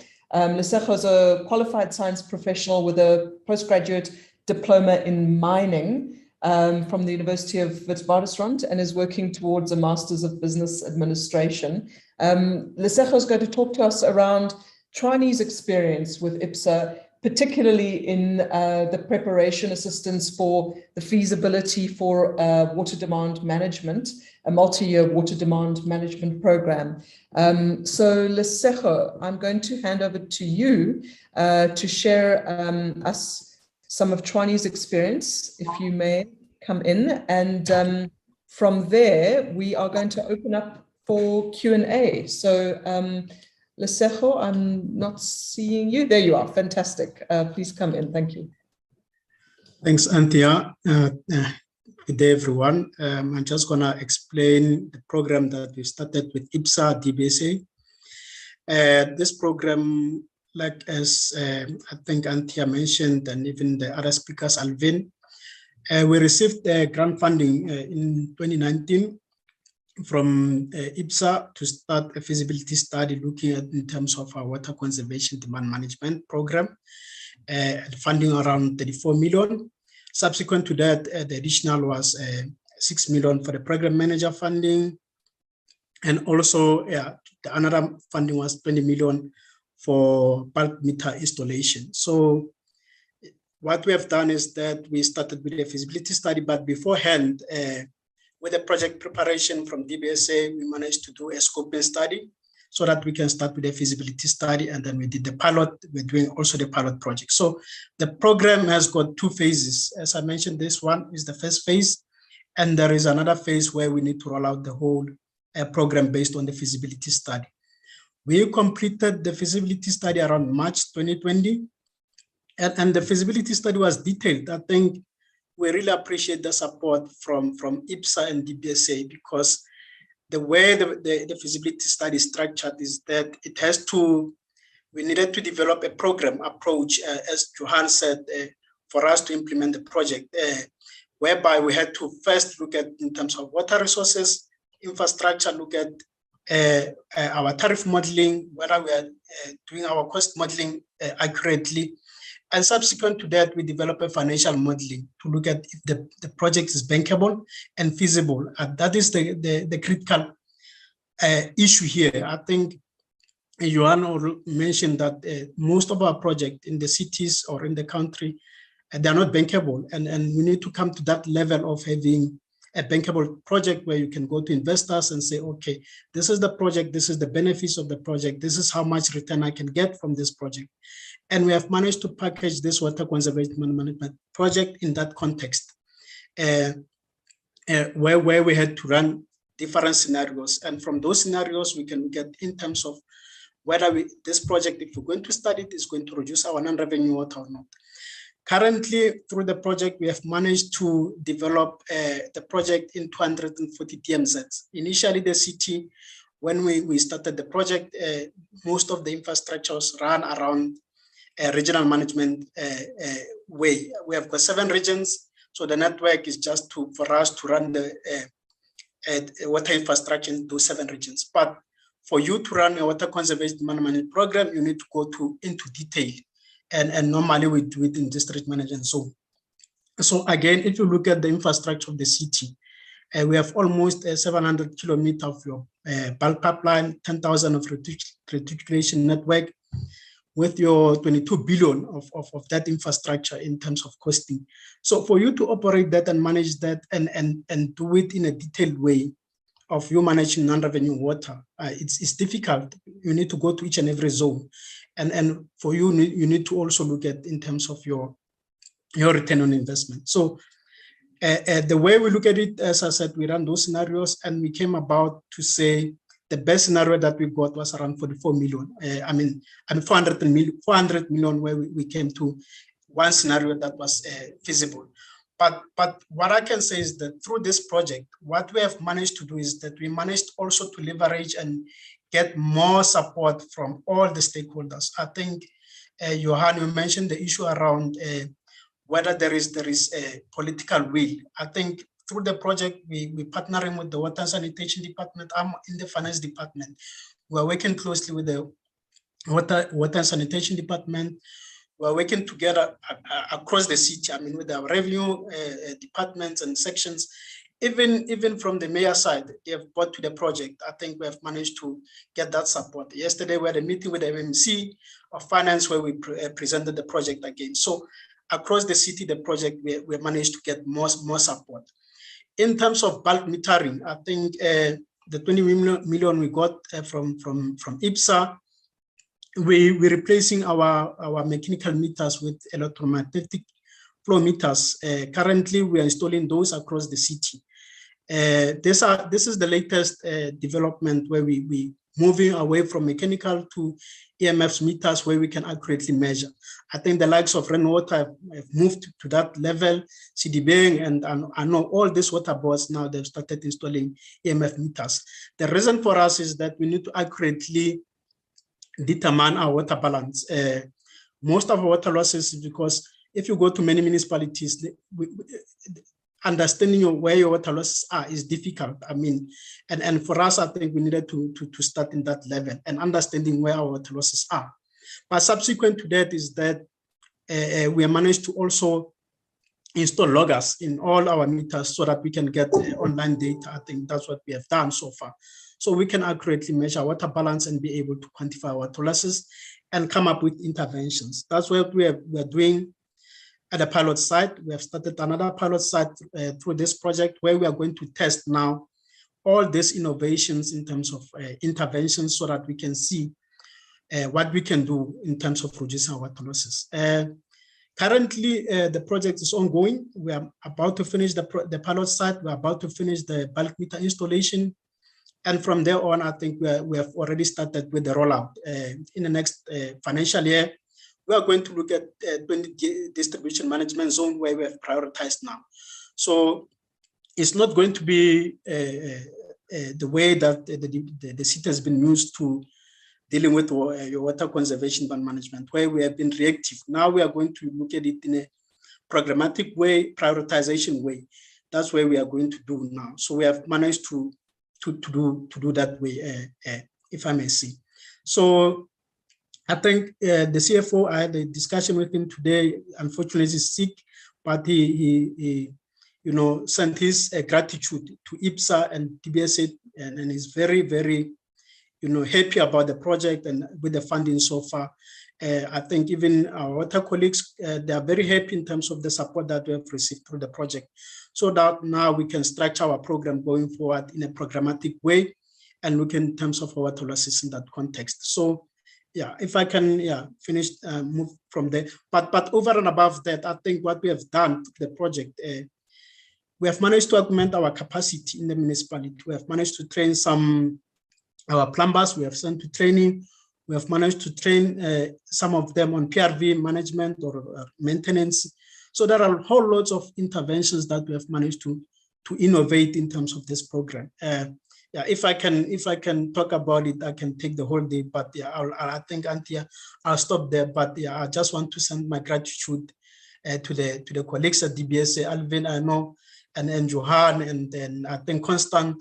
We have worked tirelessly on this one with Namnebo, structuring the program, making sure that we have got a project steering committee meeting going on. So it's been a mammoth task, but we have managed to achieve a lot, I think. And I really appreciate the support and yeah. So I'll end there. Thanks, Antia. Stefan, thank you so much. And again, another very inspiring input, really, from one of the metros on a project that's delivering results. And again, I mean, the kind of questions rattling around in my head, and we're going to move into the Q&A now. So if I can ask the panelists just to turn on their videos so we can start responding to some of the questions that we've received.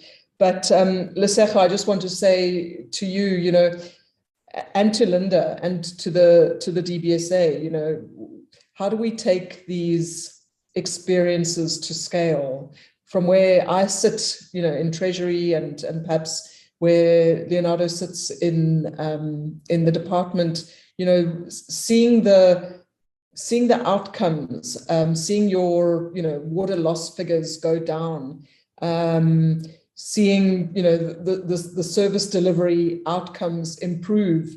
We need to take these promising and significant achievements to scale. And so what sort of sits in my mind as we move into the Q&A is, how do we do that? And Johan set out an ambitious program that the DBSA is starting in partnership with the department.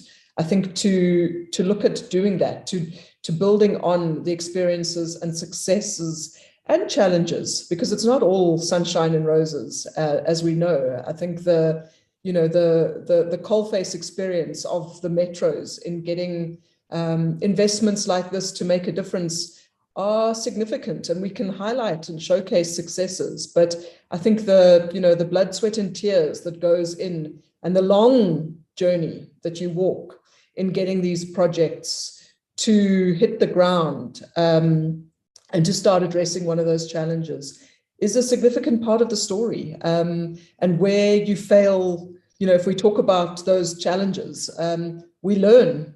So as much as it's great to be able to showcase successes, in part, the learning happens where we actually dive into the challenges that we face, because the challenges are out there, and they were set out in the DDG's opening address. So yeah, I think that's where there's a lot of value. So with that, I don't want to occupy the airtime. We've had a number of questions come to us. If I could just ask the tech team to take the spotlight off Luzenberger, if you are able to do that. I'm not sure. But what I want to do then, so there've been a number of questions come in, and we've been passing them out to the different panelists. I'm going to ask Leonardo, if you are there. I don't see you, which is, no, I don't see you. Is Leonardo with us still? Yes, he's there. Okay, I don't know why I can't. There's I am here, don't worry. Oh, there you go. Okay, I hear your voice. Leonardo, thank you. You've been listening right from the start, actively listening, I think. You've also been responding to some of the questions on the chat. You've flagged a couple of those questions, I think, to respond live to. Without prompting you, there's a lot, I think, that's come to you. I'd love to hand over to you to just, you can't respond to every question.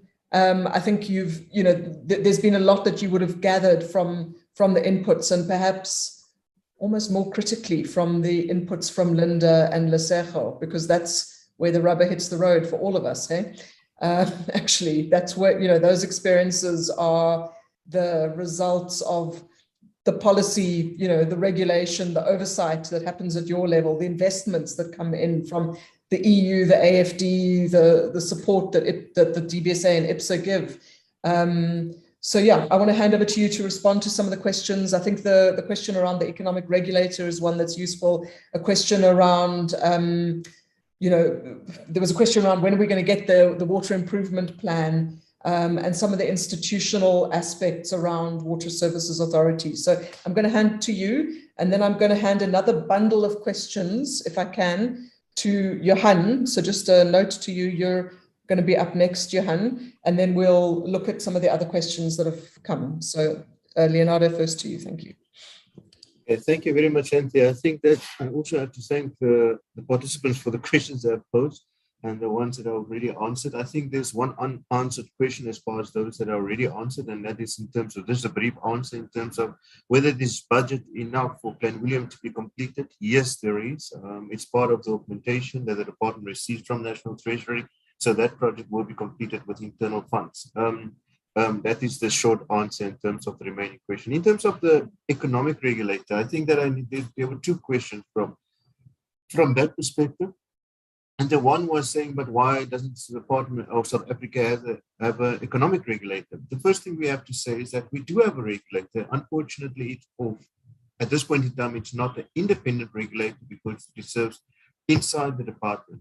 But I think that what we are aspiring to, and with the assistance actually through the Luzenberger program that was also administered through National Treasury for us, is that we already done some work in terms of how we're going to pose ourselves and gear ourselves for a proper water regulator to be in place. Not only an economic regulator, because we have noticed that in the past there is an economic regulator in the energy space.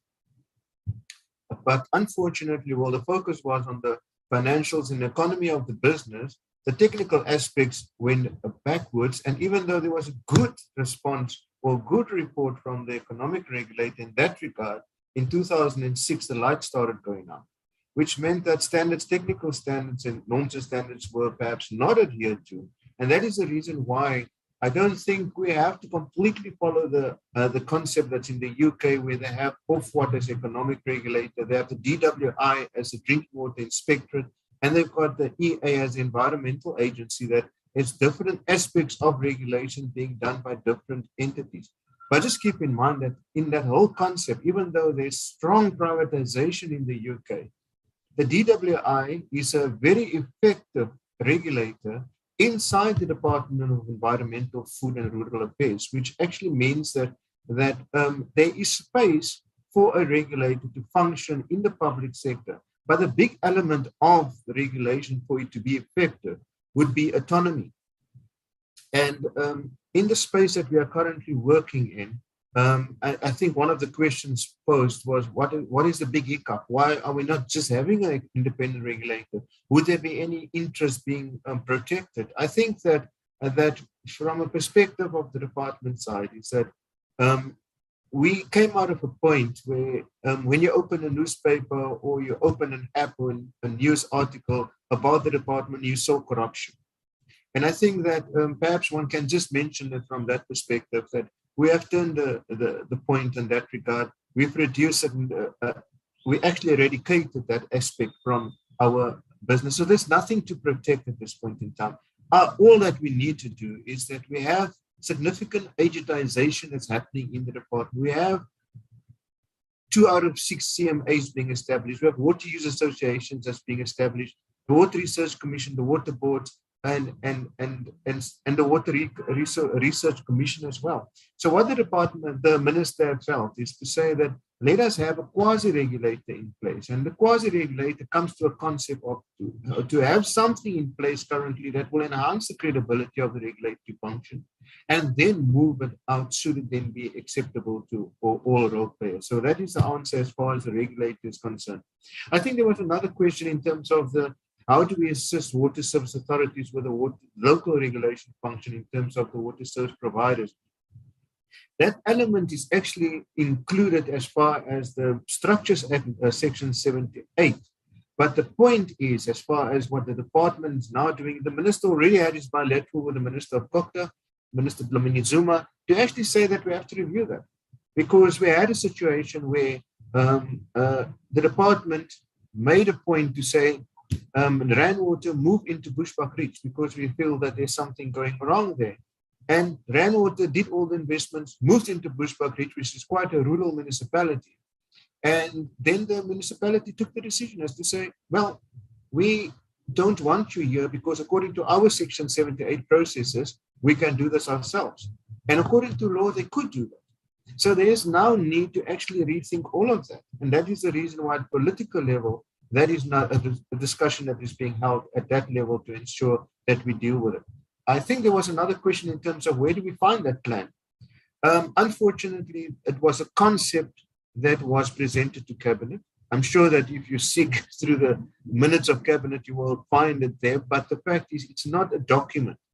The document is being developed and will be is due to be resubmitted to the Cabinet in May 2022, which means that that is coming, and we will consult on that one as well.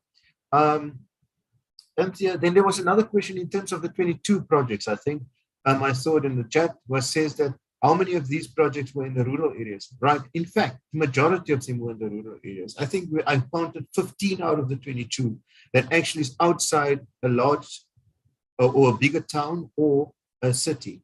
But unfortunately, due to the network that we have as far as our integrated water resource network is concerned, because those are water resource projects, it actually is integrated and interlinked across the country, which means that some places, even though the government of the scheme is being developed in Timbuktu, there's sometimes where a bigger town or a city will still benefit from it as well. So it's difficult to actually make that definitive distinction between rural and urban development. And did I cover everything? From what I've seen, you have, I think. Thank you. I will flag any more that maybe come your way. Let me just see. But in the meantime, there's so many questions, but it's good. There's a lot of engagement. Leonardo, thank you. Let me hand over to Johan. Johan, there were a range of questions that came your way from, I passed one on the yuck factor of water reuse to you, but I think also some of the questions that have come in around capacity building and how do we sort of strengthen the effectiveness of capacity building. Was another. Yeah, I mean, there were a bundle of questions to you. Leonardo, if you could just hold one. There was one around, it's a little bit more of a resource management, but was looking at maybe, well, if you can take a stab at it later if you want, but around retention and from rainwater. But Johan, over to you for now. Yeah, thanks, Anthea. I've listed a couple of questions that I can maybe sort of just run through quickly. The first one was from Jurgens around IoT and smart metering and so on. So I think that definitely poses a huge opportunity for us to bring in advanced metering, advanced infrastructure, you know, all these Internet of Things, Bitcoin and blockchain and all of these things, I think, pose a significant opportunity for us. It's probably not something that one will look at holistically, but definitely address on a project by project basis. So I can't remember exactly, Lesego, to what extent you guys included some of these in the feasibility study for the non-revenue water project in Tshwane. But I think that's definitely something that can be built into these feasibility studies. We do have it as part of a standard terms of reference for feasibility studies on non-revenue water or water conservation and demand management projects, is for us to start including those, so that it can just strengthen the way in which we address these projects, structure the technical solutions. It will make it much easier for us to do remote monitoring and those types of things. So I think that there's definitely a huge opportunity for that. Nanda had a question around how do we bring partners on board in the partnerships office to help develop and implement projects.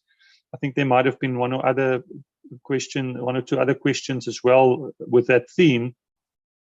So I think, Nanda, what we're trying to do with the Partnerships Office is, as we said, municipalities will remain, and here I'm just referring to municipalities, it can apply to other owners of projects as well, will always remain the owner of the projects. So the idea is that they would approach the Partnerships Office and say, can you provide assistance to me to prepare and then finance and implement, develop my project? So we intend to then potentially have procured service providers, maybe on a panel basis within the Partnerships Office, that we can then allocate projects to, for them to go and assist the municipalities with those project preparation activities.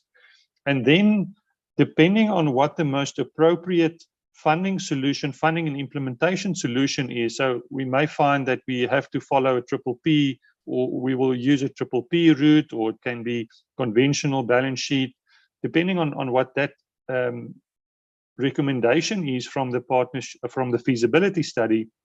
One will then go and procure services from, or procure finance, or procure EPC and O&M from that perspective. So I think we're not digressing away too much from what the existing structures and models are.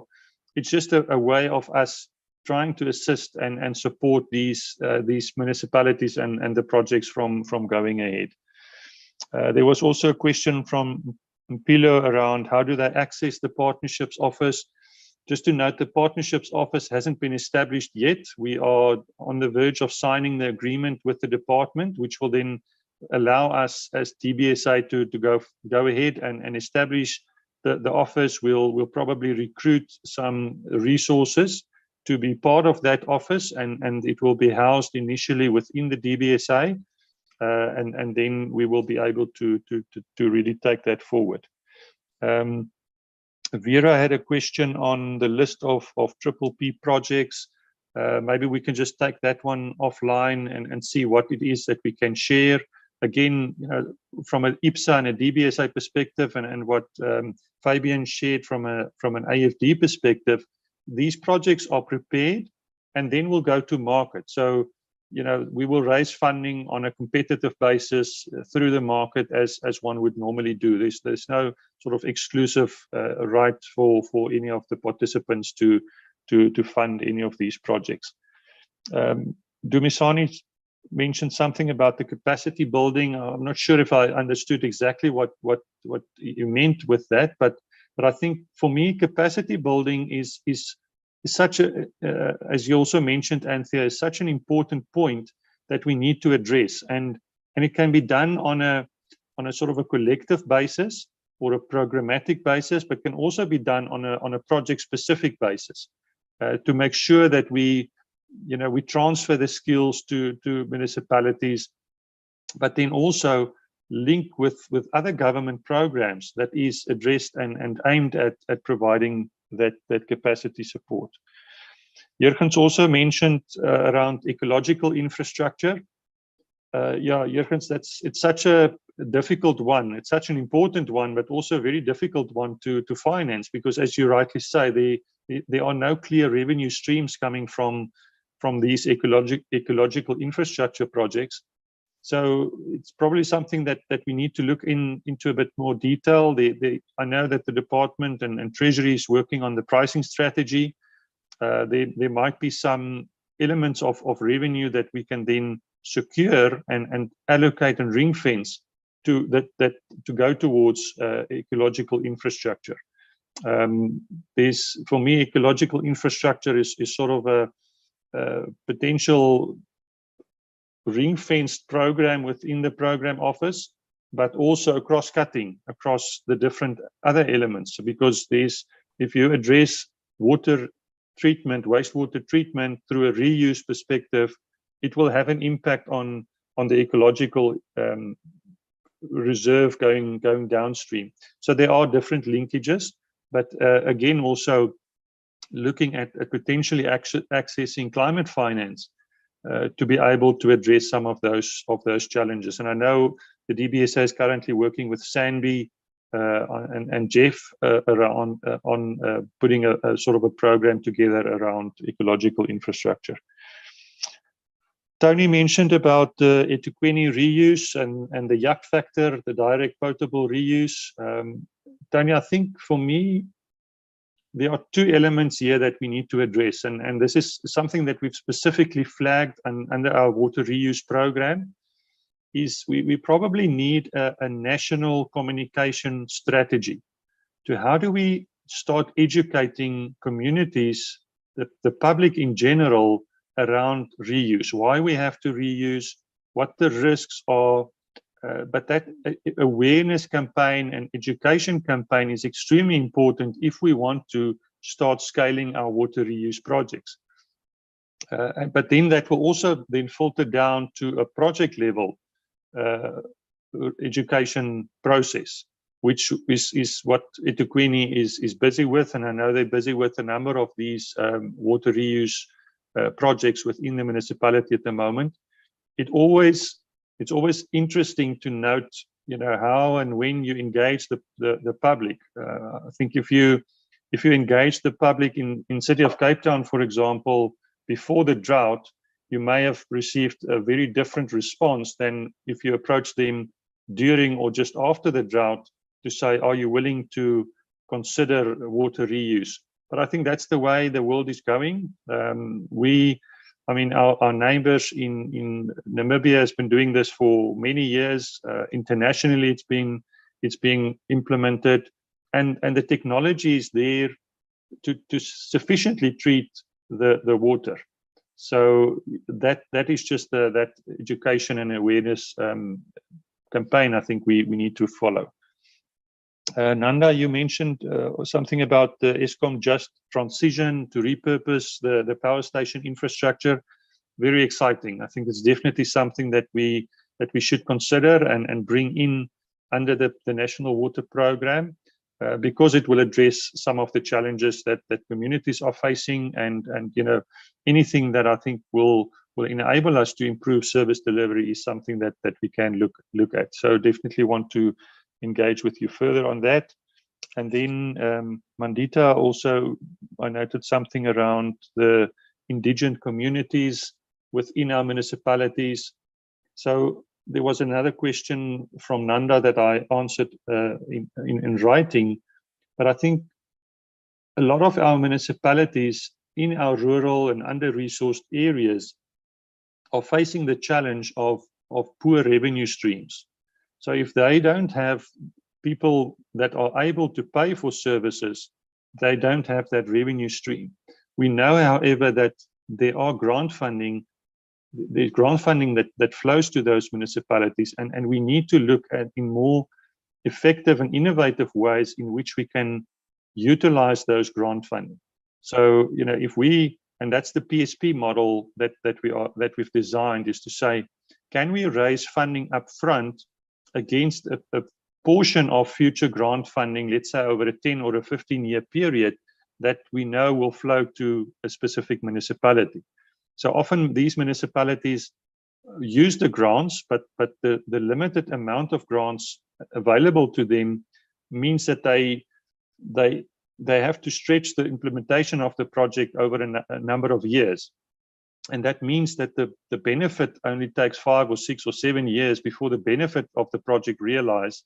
And also there's often significant cost increases if you stretch a project over a number of years. But what we're trying to do with the PSP model is to say, can we raise the funding that's required up front? We implement the project, let's say, over a year or 2 years, depending on the construction constraints. And then we recover by using a portion of future grants over a longer term period. So there are different ways that we are trying to look at these things and trying to address some of those challenges that we know exist. I'll just pause there for now again. Thanks, Anthea. Thanks very much, Johan, sorry. So I've got a bundle of questions for the cities. So Linda and Lesego, I'm going to ask you to respond to, but you're not going to come up next. Alvain, I'm going to ask you to come in. There's a couple of questions that speak to you, particularly linked to the IIPSA fund. There was one around the tenure of the grants, and then or the loans, and then there was also a question around accountability, and that's come up in a couple of questions. Just, you know, how do we make sure? What are the mechanisms in place for ensuring that funding that does come in is used for what it is provided for? So I was wondering if, from the perspective of IPSA, if you were able to give some responses to that. And while you give that your thoughts, I'm just going to give Linda and Lesego a heads up to the questions that I'm going to ask them to respond to. So Alvain, you'll be up next, but Linda and Lesego. So the questions that have come in that speak to the cities. So one question, you know, was just, you know, how does this all actually translate?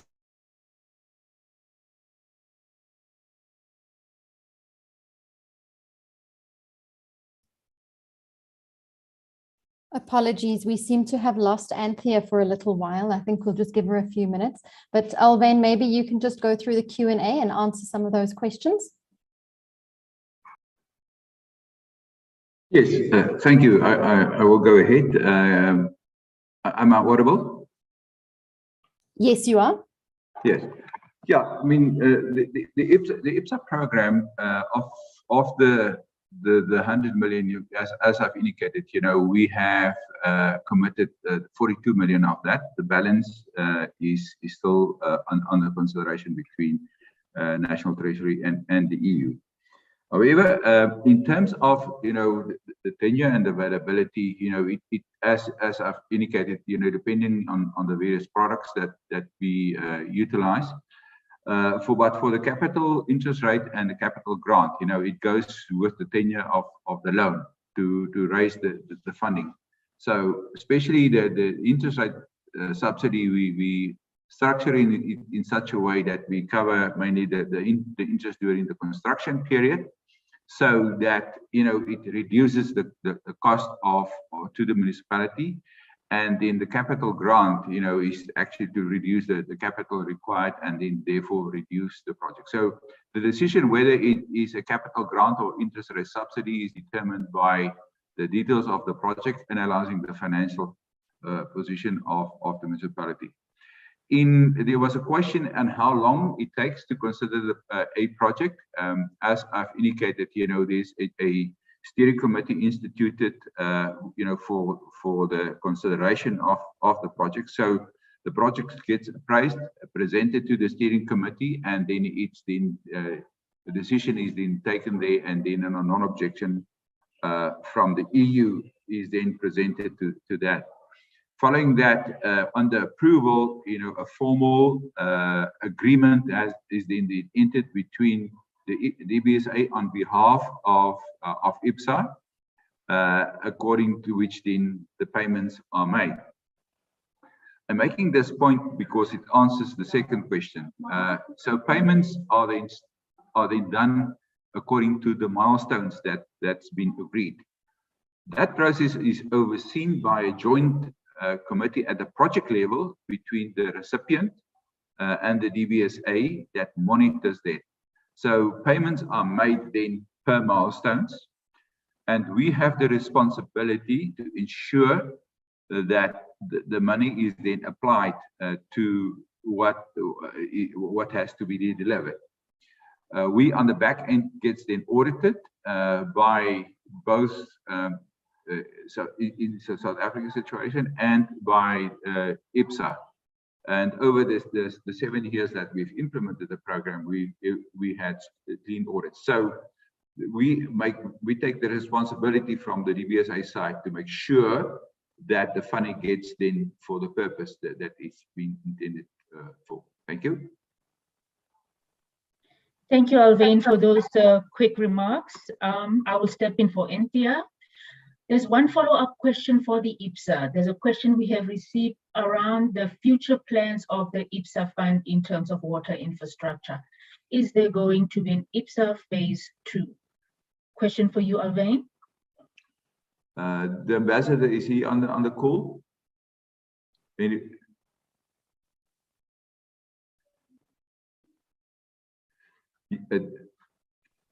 Yes, the balance of the IPSA funding, around 60 million euro. The financing agreement between National Treasury and the EU is currently under discussion.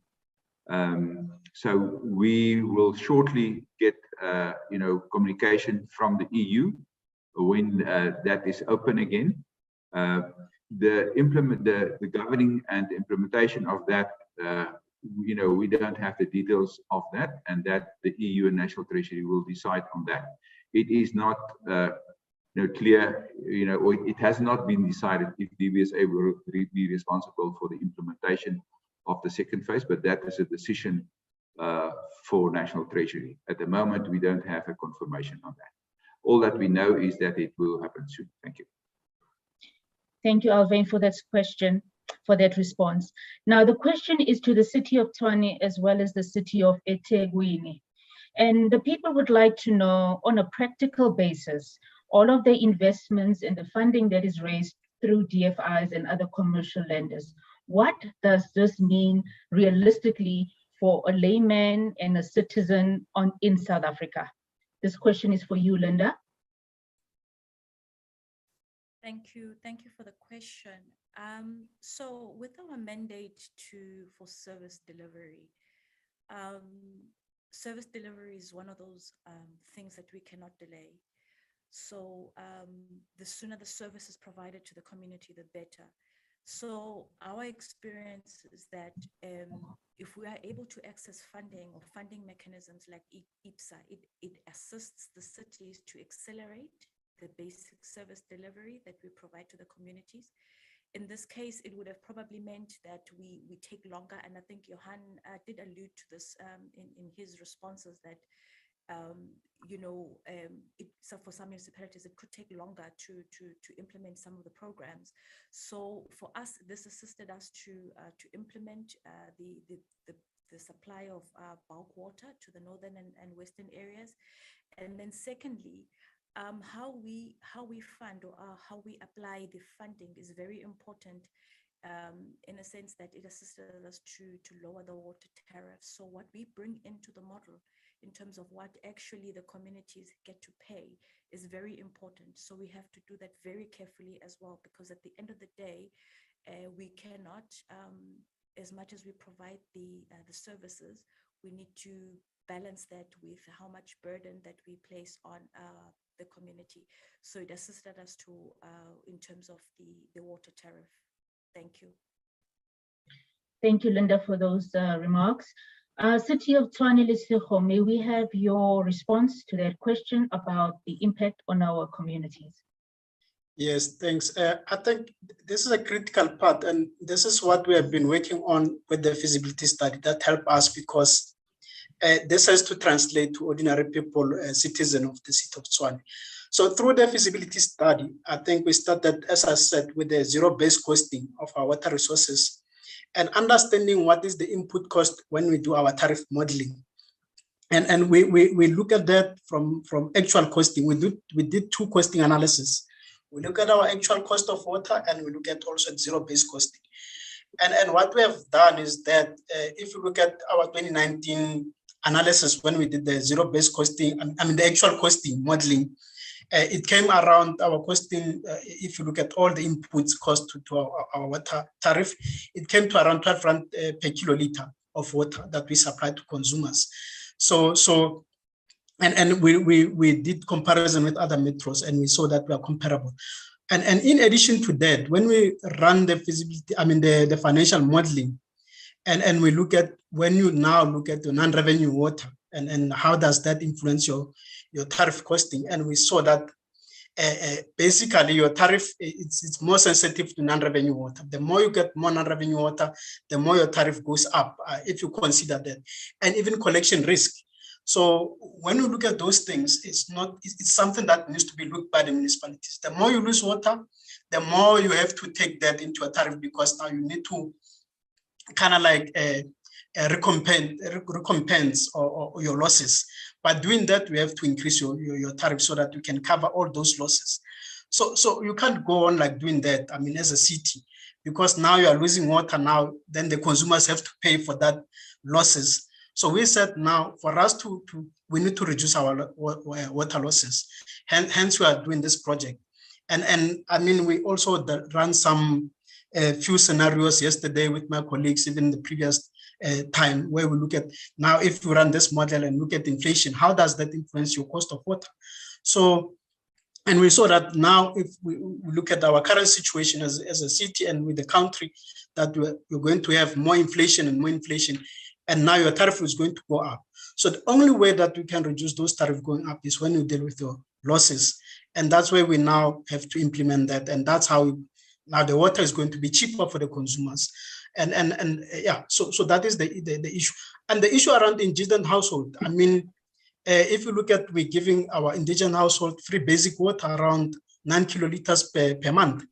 So you want your indigent household to remain in that consumption so that they don't get indebted because they cannot pay. If they go over, then it means that you need to, write off that debt, and it's not nice. I mean, so what we have done so far with the pilot is that we have looked at indigent household, how now you're going to engage your indigent household to make sure that they consume that free basic water. And if they cannot, then it means that they need to be aware, to say, okay, now I've reached my maximum.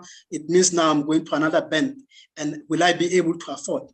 So we are trying to look at those kind of innovative way of making sure that the city, at the end of the day, it reduces its own debt from your bad debt write-off from based on these issues. So those are the things that we look at. And we are also trying to pilot innovative solutions. I think one of the questions was like, how do we take up innovative solutions? With this project, we are trying to do that, to say, okay, if we're going to pilot, what kind of solutions that we can take up? And this has been the case, to say municipalities are not able to pilot innovative solutions. But with this pilot project, we're able to do that and look at how we can take up those innovative solutions. Yeah. So. Thank you, Lesego, for those remarks. The other question, which I'd like to direct to the French Development Agency, Mr. Fabien. Fabien, are you still there with us? Yes, I'm still there. We have one question from an audience regarding the investments by the French and other developed markets in South Africa to promote development. The audience would like to know why the French still view South Africa as an investment destination. What are the motivating factors that drive investments by the French into South Africa? Your response, please. Well, this is a pretty large question, not focused on the water sector.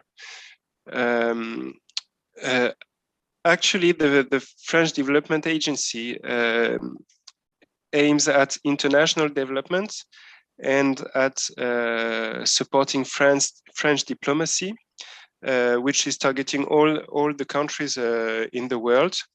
We have the right to intervene in South Africa for development aid through OECD agreements. I mean, once the World Bank and other international financing institutions can intervene in a country, we have the right to do so. And for French diplomacy, it's important to be present in South Africa because South Africa is an emerging country. It represents a great part of African production. And so you have a leading role in African economy, and this is important for France to be connected to this economy, and to I mean, conversely, if South Africa is in distress, economic distress, like for example, if Eskom goes to bankruptcy, or if you have major social turmoil, it may destabilize the whole of Africa, including those who are those countries who are in the usual scope of French influence. So it's very important for us to be connected to the African economy and African diplomacy. You can support us and we can partner for resolutions at the United Nations and for climate's sake, etc. And this is the current focus of French diplomacy clearly is on climate and democracy and peace around the world. And with European countries and the European Union, it's very important for us to harness African countries in this effort.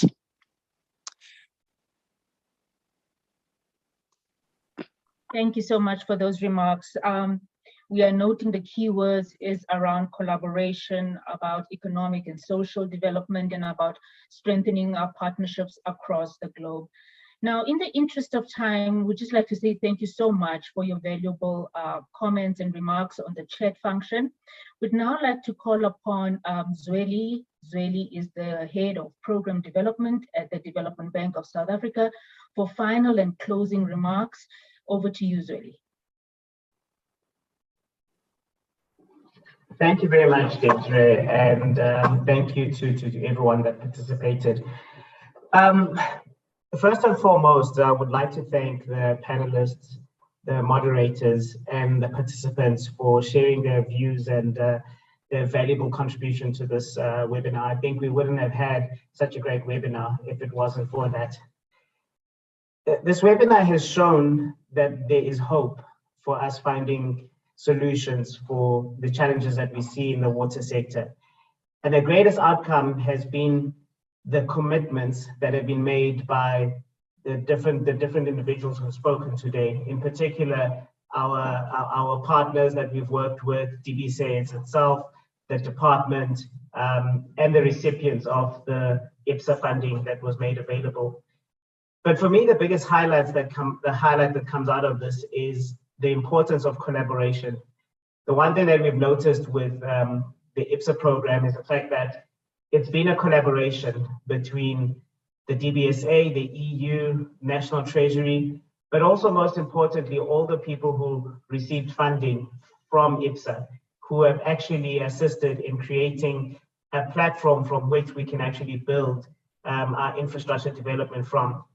If we think about some of the work that's been done by IPSA, in developing programs, starting with the student housing program, which we spoke about at the previous webinar, going to the water sector, where there's been quite a few initiatives that we've actually gone through and developed. It creates hope that there is a drive within the country to find solutions for our country. And the one thing that struck me the most in these conversations that we've had today is, as I mentioned, the importance of collaboration, but also most importantly, something that that both Johan and Anthea actually mentioned, the importance of being able to scale up the solutions that we've spoken about today.